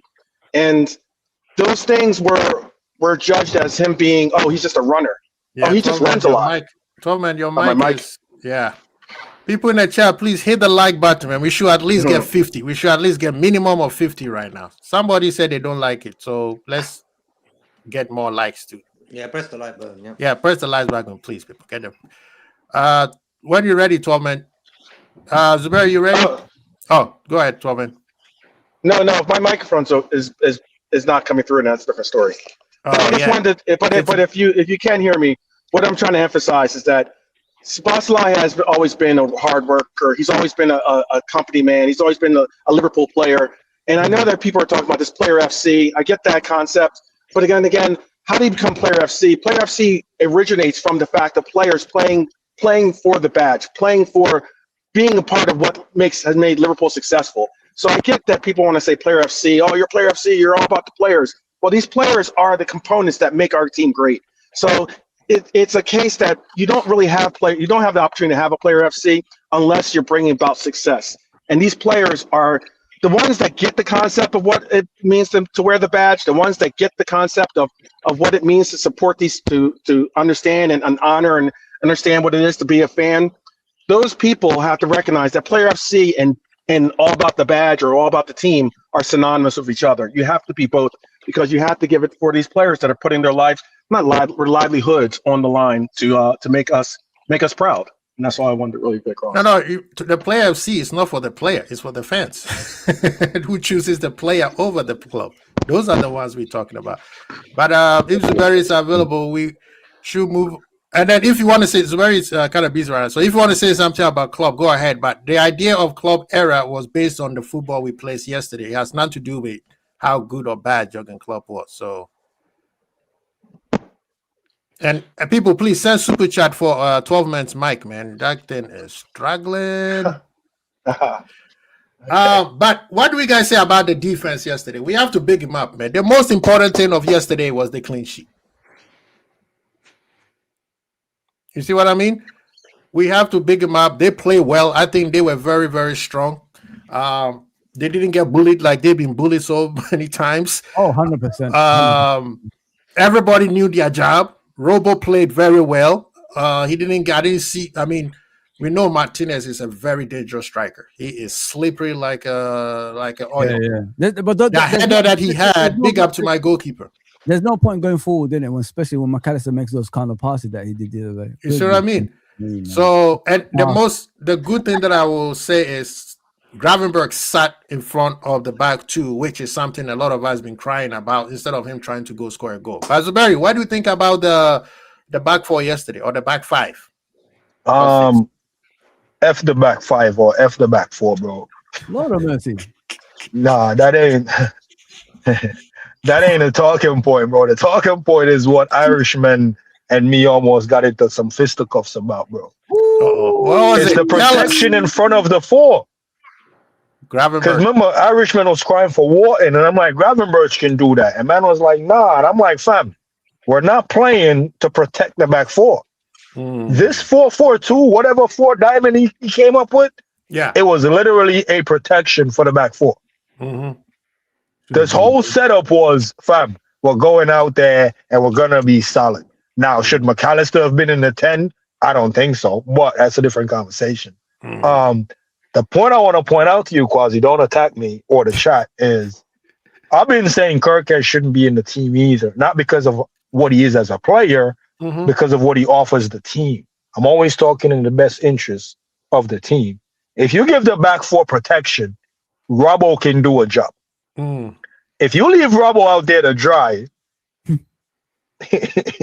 he's gonna definitely dry. You know what I'm saying? If you give Ibu a comfortable situation where he can go out right because the fullback is just up and wide and he's not actually just there covering a man, if you make the players comfortable, they will perform. That is what I'm trying to get you guys to really respect. So it ain't because of a back four. We've been playing a back four. Think about it. We've been playing a back four all season. Now we're playing with defenders. We're not playing with midfielders. No.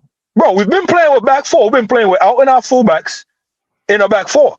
No, we play Soboslai as a right back majority of the time. No, but we've played with Frank Pong, my guy, who is an hologram right now.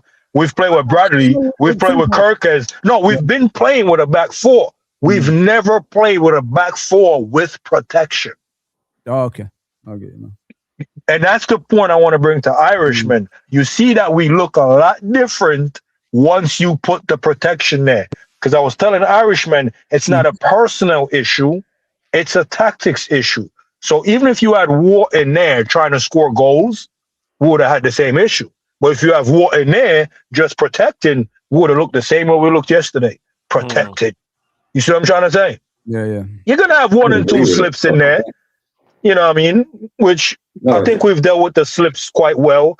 Inter wasn't brave enough to take advantage of Robbo being missing in some of those counter situations. But, you know, needless to say, we can build on that. Fabinho, I saw it right there, was full-time protection. I hear it. And that's what we miss. We don't have a guy protecting it because you know what's pointless on the pitch? McAllister has the left-sided 8 trying to do a double pivot because he ain't protecting nothing. Well, they pushed him when was the last time you see McAllister clamp a man and go, ooh? Nope. Never. Maybe last season.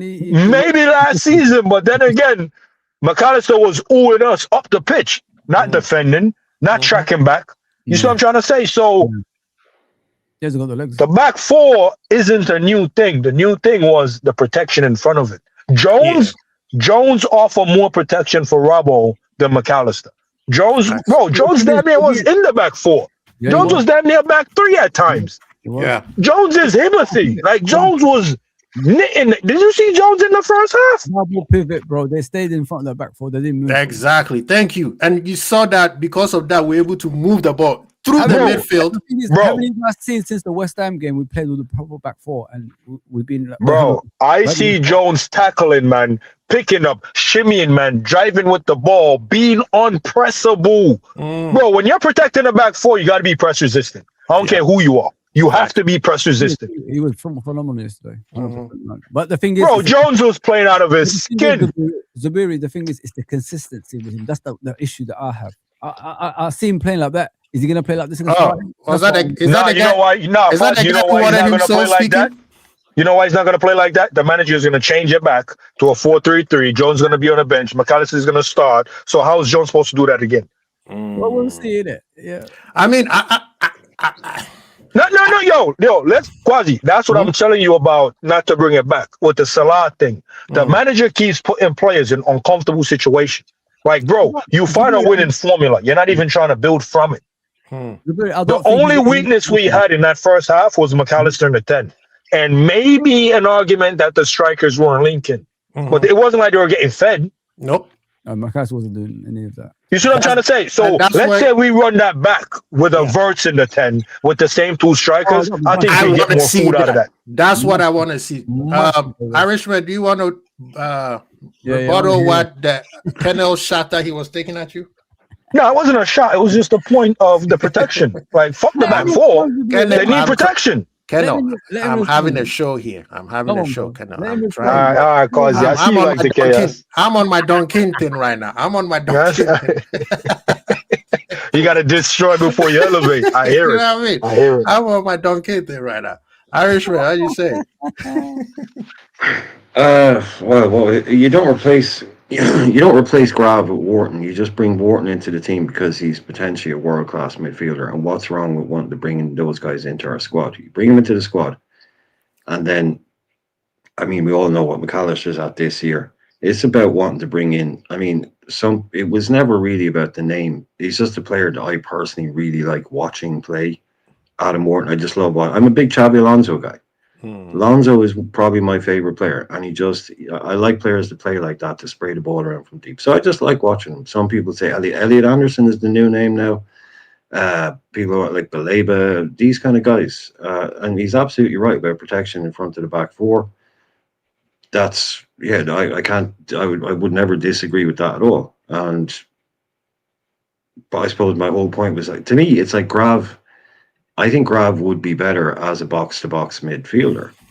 So if you bring in someone that's a specialist, then people will argue, what's a 6, what's a DM, whatever.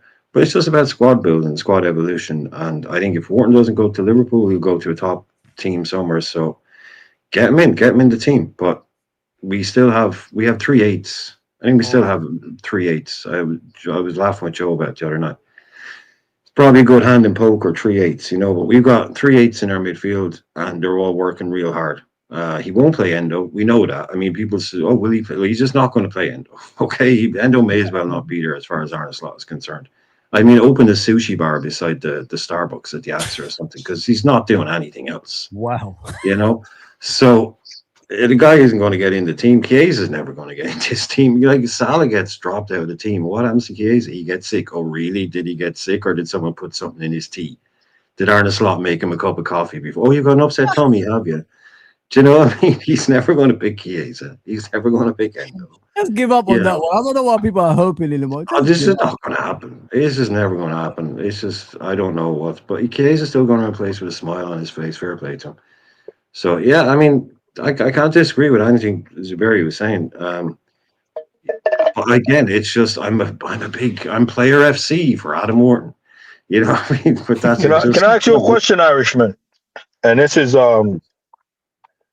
like I said, we have the players, and until we don't have them, I have to advocate for them. Not the Endo piece though, but we know when wingers lose their pace, they tend to go into more like a center forward type of position, right? Sometimes. I know Salah probably wouldn't be suited in the 10 because of the work rate we'll be looking for. But having a young guy like Hugo running around Salah, I don't think that's the worst idea. And I'm not trying to shoehorn him back in the team. I'm just saying McAllister doesn't really suit the 10. So maybe he can do the flip thing with Jones, but he doesn't offer the defensive control Jones does. So he can't take Jones' shoes. He doesn't do what Grav does, so he can't take that. So to be honest, I think McAllister falls out the team until he can get his shit together. But for Salah, who's here, bro, run the 4-4-2 with Salah and Hugo up top. Run the 4-4-2 with Salah and Isak up top. It does sound very shoehorny. It sounds. But what I'm trying to say though is what I'm trying to do is keep this formation going. Run the 4-4-2 back. You see what I'm trying to say? Because this 4-4-2, bro, I'm telling you, hey, the diamond, because I didn't even mention Gakpo. You can run it with Gakpo instead as well. Gakpo can do that. Tall, lanky, can get on the top of things, hold up, plays decent. It doesn't even have to be with Salah. Run the 4-4-2 with Gakpo up there. Bro, this is the best we've ever looked, bro. Might even be the first clean sheet in about 15 games. Did you say 4-4-2? No, that wasn't 4-4-2 yesterday. It was. Yeah, it's a 4-4-2 diamond. It was a 4-2 diamond. I don't think Ekitike played as a striker. I thought he was more. Well, he was leaning towards the Nah, left. it was just floating everywhere, man. Yeah. McAllister was a number 10, and he was in midfield. So I don't think, bro. All I'm saying is I've never watched us this season and felt calm. I've never watched us and go, yo, you know what? The right gunman up top, the right link up top, we can build from this. You know what I'm saying? This is like, I'm looking at the team and I'm like, finally, we have a 6 sitting doing the protecting thing. Finally, a controller in Jones being able to control the game. Bro, Jones was controlling that first half. Of course he was. Like, all we needed was a creative spark, and we entrusted that to McAllister, and we see what he did with it. So we bring on Verts. We see what Verts did with it. It was linking up with Sabazala. It was linking up with Man. All right, cool. But all I'm saying is, bro, who else is a creative player? All right, we've known Salah to be a creative player. Now, if Salah wants to be the focal point, that's what I can't give you, bro. So if you want to come back in as a creative. Come back in, create. And be a team player. Come back in and create, be a team player. If not, then yeah, fam, you're going to have to whole bench. Gakpo, bro, come back in. I know you're a gunman, but come back in to create. Because guess what? We got 2 strikers, and they're hungry, ribs touching. Isak look malnourished. Very malnourished, Quasi. Very ribs all showing. Bro, man can't even hold the ball up, which I've never even seen him or known him to be that. But anyway, his touch yesterday was better. Like, I looked at the game properly. His touch, everything passing, better than what he's been. So it was good to see that. I don't know, man. I saw him flopping around on the floor, even though one of them was a foul that wasn't given still. But I'm not gonna kick his back in. But what I'm saying though, Quasi, we need to convert more players into that creative outlet. Like, and I don't miss Elliott because I never rated him, but Elliott will try to create something. You know what I mean, bro? McAllister got 2 men in front of him running. 2 running in front of you, bro. You can't find one, fam. But it was a bad one last night. There was a bad bro, one. I'm looking at McAllister like, yo, bro, you're this up. Bro, man's jogging around the pitch like he's Messi as well.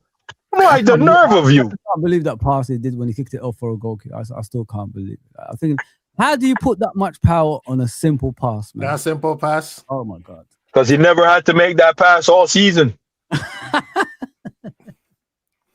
12 man, what you saying though? What you say? Did you agree or disagree with what the Kennel and the Irishman are saying about McAllister? No, I mean McAllister or even the Gravenberch. Well, McAllister. We've wanted to see McAllister in the 10 for at least most of us or some of us have wanted to see McAllister in the 10 for a long time. We've all thought since that he got here, 12. Since he got here, I wanted to see it. Yeah, so like seeing him in the 10 yesterday was a breath of fresh air for me, at least, because I wanted to see him in the 10 for a hot minute, and I think that he's not sacrificed his game, but he's been playing the pivot. He's been playing sometimes the 8, and he finally was able to play the position that all of us pretty much wanted to see him play. But I also think though that the 4-4-2 is the future for us.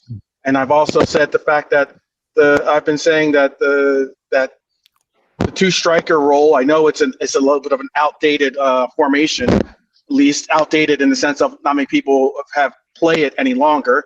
But I think that if utilized right, we could make the most of it. And I do like the fact that we have the 2. I'm glad you agree with that future setup still, because all we need now is one bad boy striker.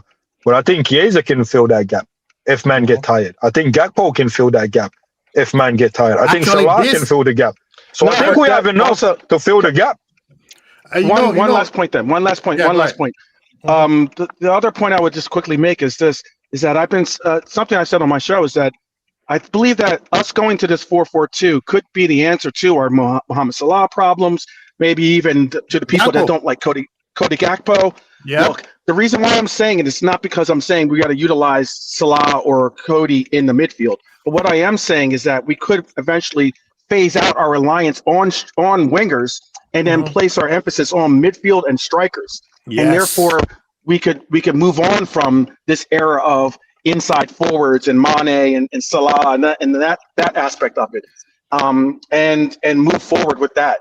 That's what I'm trying to emphasize. Yeah. And 12 man, that was a great point, bro. That's a very good point because Gakpo 12 man, that right there, you need to CC some man on that point, bro. Yeah. That point right there is how you get from phase A to phase B. Correct. Or slot, Klopp 2.0 to slot 1.0. Yeah. Like that, that's slot ball right there. Like that is the inside man them cutting in, just cut that off. Yeah. Bro, that's a brilliant point, man. That's a very good feeling that.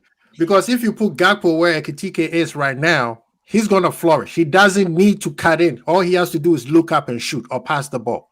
Right?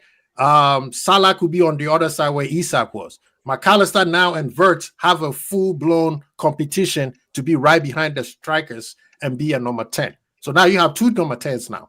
We need to stop using McAllister as some form of a DM or the pivot. I think Jones right now is doing very well. And guess what, Irishman? Now you bring your boy Wharton in. It's him versus Jones on that position or him versus Gravenberch in the other position. Because guess what? Jones can play where Gravenberch plays. I mean, we've seen him, right? Also Boslai's position.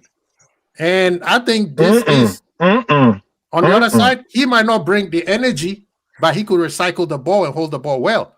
That's what I'm saying. Quasi. What do you say? But wait, I agree with you, but on the one condition, I would let McAllister go, so it's Wirtz and Szoboszlai, and then Wharton can just slot in. Yeah, because, bro, having McAllister, no disrespect to him, I really like him. Yeah. As much as I was happy he got the 10 for the first time in a long time, I can't give him grace, bro. But how like that, bro, I can't give him grace because playing deep, ineffective.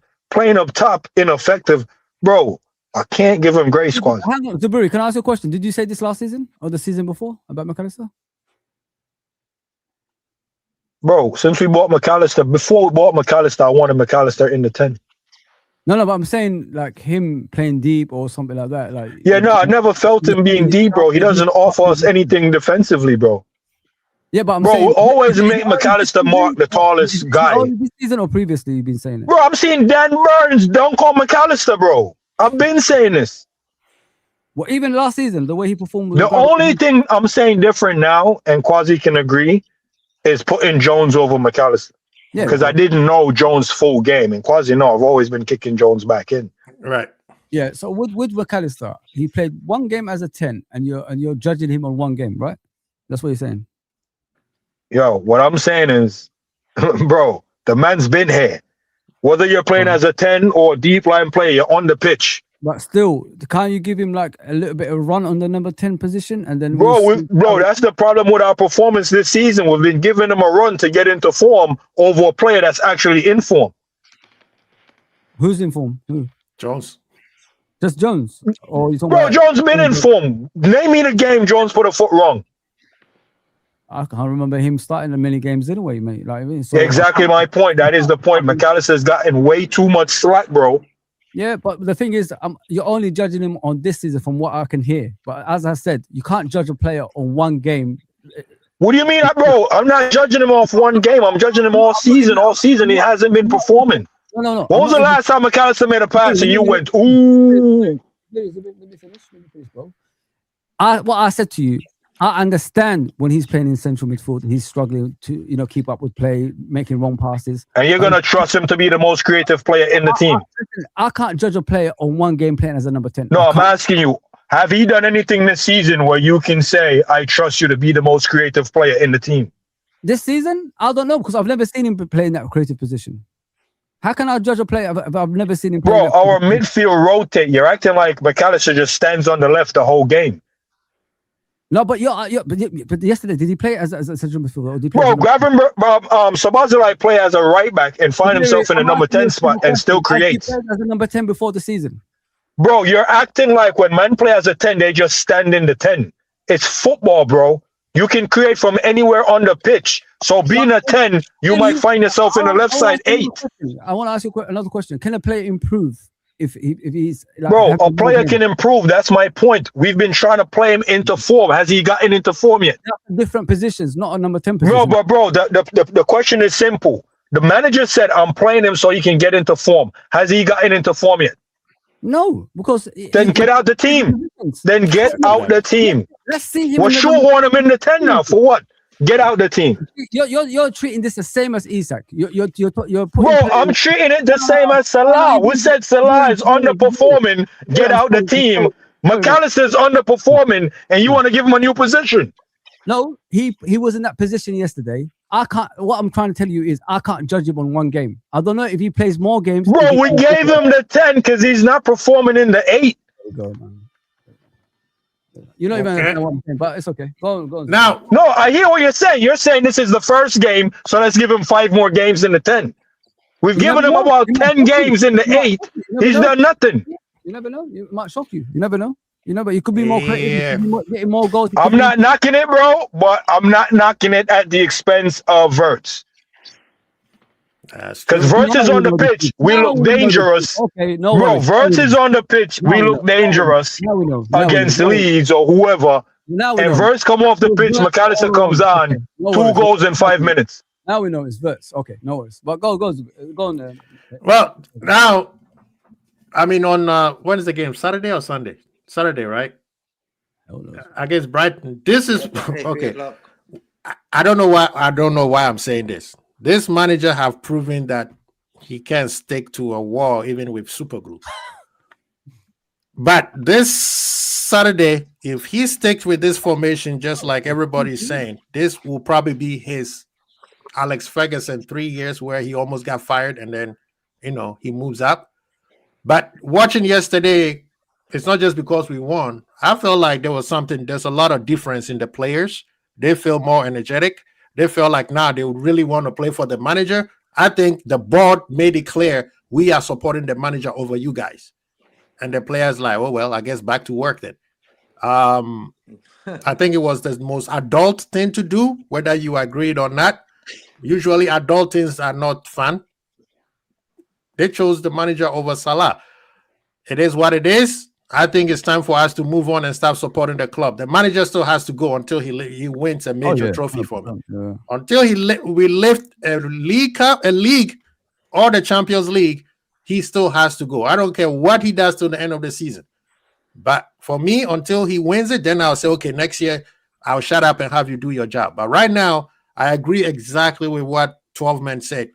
The formation right here benefits all the attackers that we have. The 2 outside forwards and the 2 main strikers. And then we have a killer number 10, which I don't know why he didn't want to start him. Maybe he was fatigued from the game before. Yeah, 3 games after coming back from injury. Yeah, so maybe that's why he gave McAllister. But I think at Anfield, Wirtz will be at the number 10 position. And he's way more dangerous than what McAllister gave us. But big up to all of you guys, man. Thank you, man. It's been a very spirited debate. I love it. But people, if you can support Liverpool because your favorite player or your worst manager is is here, that was an exit still. Man said favorite player or worst manager. You can't. It's bars. Yeah. Bars. No, that's a bar, bro. The album out. You still have to support the badge. Nah, that one fucked me up, bro. You have to still support the badge, people. We still have to support the badge. It's tough. So wait, what is it? Wait, finish it. Is the bar your worst? Your favorite player is underperforming, and your worst manager is performing? I think so, man. Yeah. It's still here. I was gonna say it's still here, but we have to support the badge. You don't go against the family. It's tough still. That's a tough one still. It's tough. Yeah, I know it's rough on people. People don't know whether to go or to come. But people, it's Liverpool. We need people not to go their toys at the pram when something bad happens. You know what I mean? It was like a soap opera this week. We're giving the rest of the world back. I think we are back. We are back. I won't say we back as we're gonna win, but I think Quasi, I think you should reserve that statement for when you do your preview for the next game, and when you see because I might just text you when I get the lineup. Because if the lineup ain't 4-4-2, we ain't back. I'm telling you that right now. No, I say we are back in terms of what they call calmer heads. Yes, because even though people are upset that Salah so-called being treated this way, a lot of people still get it as still because the manager's name was being sung at San Siro yesterday by the traveling fans, and usually the traveling fans tends to tell us where the club is going, not just the travel fans. I mean the fans in the stadiums, whether it's home or away. So I think there is a calmer minds now. And let's see if the manager has learned something, because you can't go through all this and go back to what you did against Frankfurt and against West Ham. After winning, you go right back to the same BS that got you in trouble. And somebody will be texting you when I see that lineup, cousin.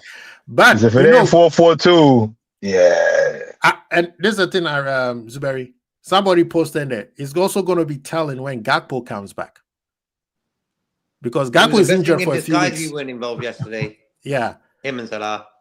Yeah. They're both basically gone. They all out of the firing squad. So let's see if you stick with this 4-4-2 or even 4-2-3-1 with one striker, right? So we shall see. I mean, Isak, we see that he's the guy has no nutrients in him, so he pulls a muscle every 2 seconds. But I like what I see between him and Ekitike. I think they could make it work. The reason why is because Ekitike is also very multidimensional. So he can make it, and Isak used to be that. But right now, we did not buy Isak to do what Ekitike does. That's what I want people to understand. His job is stay in the box, get the food, and put it in the back of the net. Fazi, you got any show coming up or what's on? Yeah, I'm gonna be doing a show. I want to see this Steven Gerrard, talk about Salah. Oh, the interview. Yeah, I want to talk about it. I'll be there 5 o'clock on that time. Yeah. 12 man, what's happening, man? You have a new show? Are you there? Yeah, I've got a show coming up later on today, of course, 7 o'clock hour. But thank you for letting me chime in a little bit here. I'm glad to hear some of the brethren are on the same page with the future and direction of our club. That's all. And as long as we continue to support each other, that's the bottom line. I mean, like I know so many. I saw all the fallout that Chelsea fans are having. I saw the fallout that Arsenal fans are having right now. Arsenal fans. Yeah, like there's a difference, and now finally the divisiveness is starting to seep into our core of our fan base, and it's not something I want to see. I mean, this isn't the culture and the roots of what I believe this club is all about. And as long as we continue to support each other, it makes a difference, and it'll make us able to get through these tough times. So that's at least how I see it. To support each other. Yes, sir. JK, are you going to be on Irishman? He didn't tell us, and then he just slipped through the back door. Him and 12 mans, bro. Okay, big up. As well, so sorted. Nice to have him on the show, man. All around the world. Zabari, it seems like the VYBEZ Red TV is going to have Friday Live on Friday, man. So I think you and I need to make an entrance, man. This Friday? Yeah. Where am I at this Friday? Yeah, no, I can. I'll pull up, man. Let me see. Friday. Yeah, I think I can pull it off. I think I got something soft on Friday. Yeah, no, I'll be there. I'll be in the bar. Yes, sir. Big up to VYBEZ Red TV. We'll be there, people. Please subscribe to Fazi's channel, please. Irishman TV, 12 men.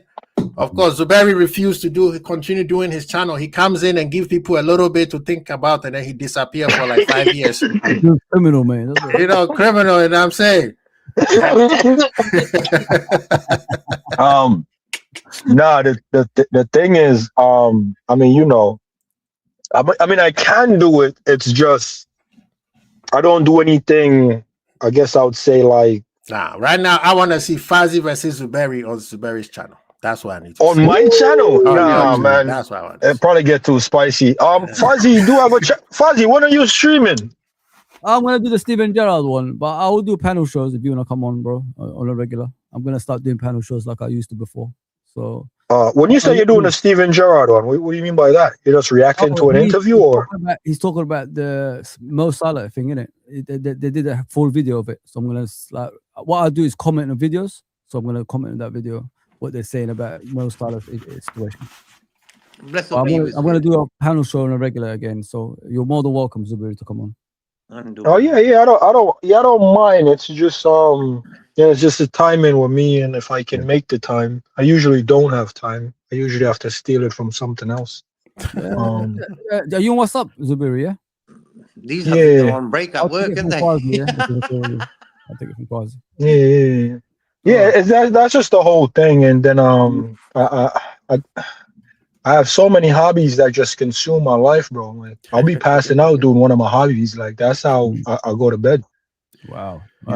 It's the same here, bro. I do 12 hours a day, 7 days a week, days and nights. So I don't have no breaks myself either. So man said 12 hours. That's a good day for me, bro. No, I'm not even just talking work, man. Like I do other things, and it's the other things that kills me, man. Like gun club conservationist. It's a lot, bro.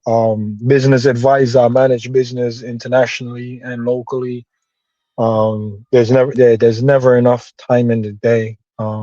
Like I've ignored about 6 phone calls and took 2 during the stream. I haven't even checked the email yet, bro. No, I'll just message you. It's up to you, bro. Like, if you want or not. Okay. It's all timing, man. It's all timing. All right, Jed. Thank you so much for blessing me again. Thank you, man. This show's been great all week. Yeah, man. Friday, let's focus on the preview. Like I said, Mo Salah could be his last or not. I know. As soon as you mention Mo Salah is slut, it's civil war, all that out. But we need to move on. I still stand with Salah, still, cause I just want you to know that. I stand with the club. Listen.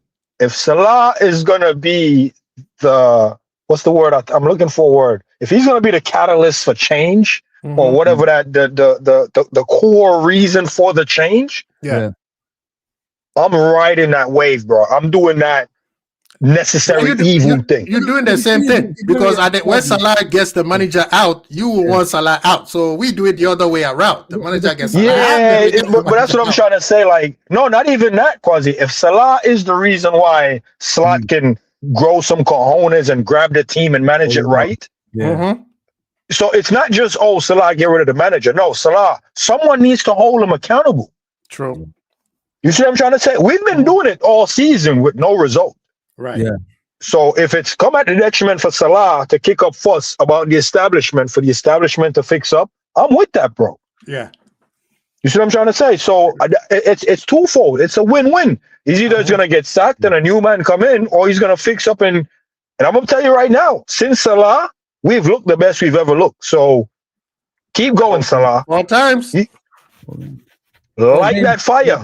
Yeah. Sometimes. The thing is, I don't want people to misunderstand. Like we're not all against Salah. No, it's just don't pull it back now. Don't pull it back now. You're supposed to stand with him. You didn't stand with him, bro. You're either with us or against us. There's no watching to see how it play out. I'm done. I'm not gonna say nothing now. Quasi, what do you say? You're either with us or you're not, bro. I'm with the club, man.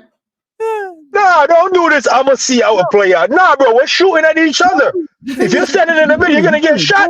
No one's against Salah. It's the way. You against, bro. If you're not standing with them, you're against him.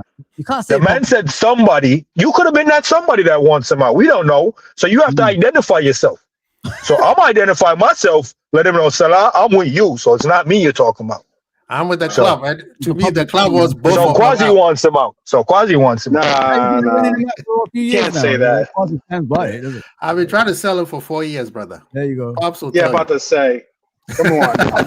You can't say it like that. Because I mean, like there was, Because when you hear talk like that, I think about not that it's relatable in the sense of what their stances were for, but it's like I remember when everyone was I stand with Suarez type, and I'm like, nah, I don't stand with that guy. Nah. You know what I mean? I stand with that Wait, Tov, are you with the club or are you with Salah?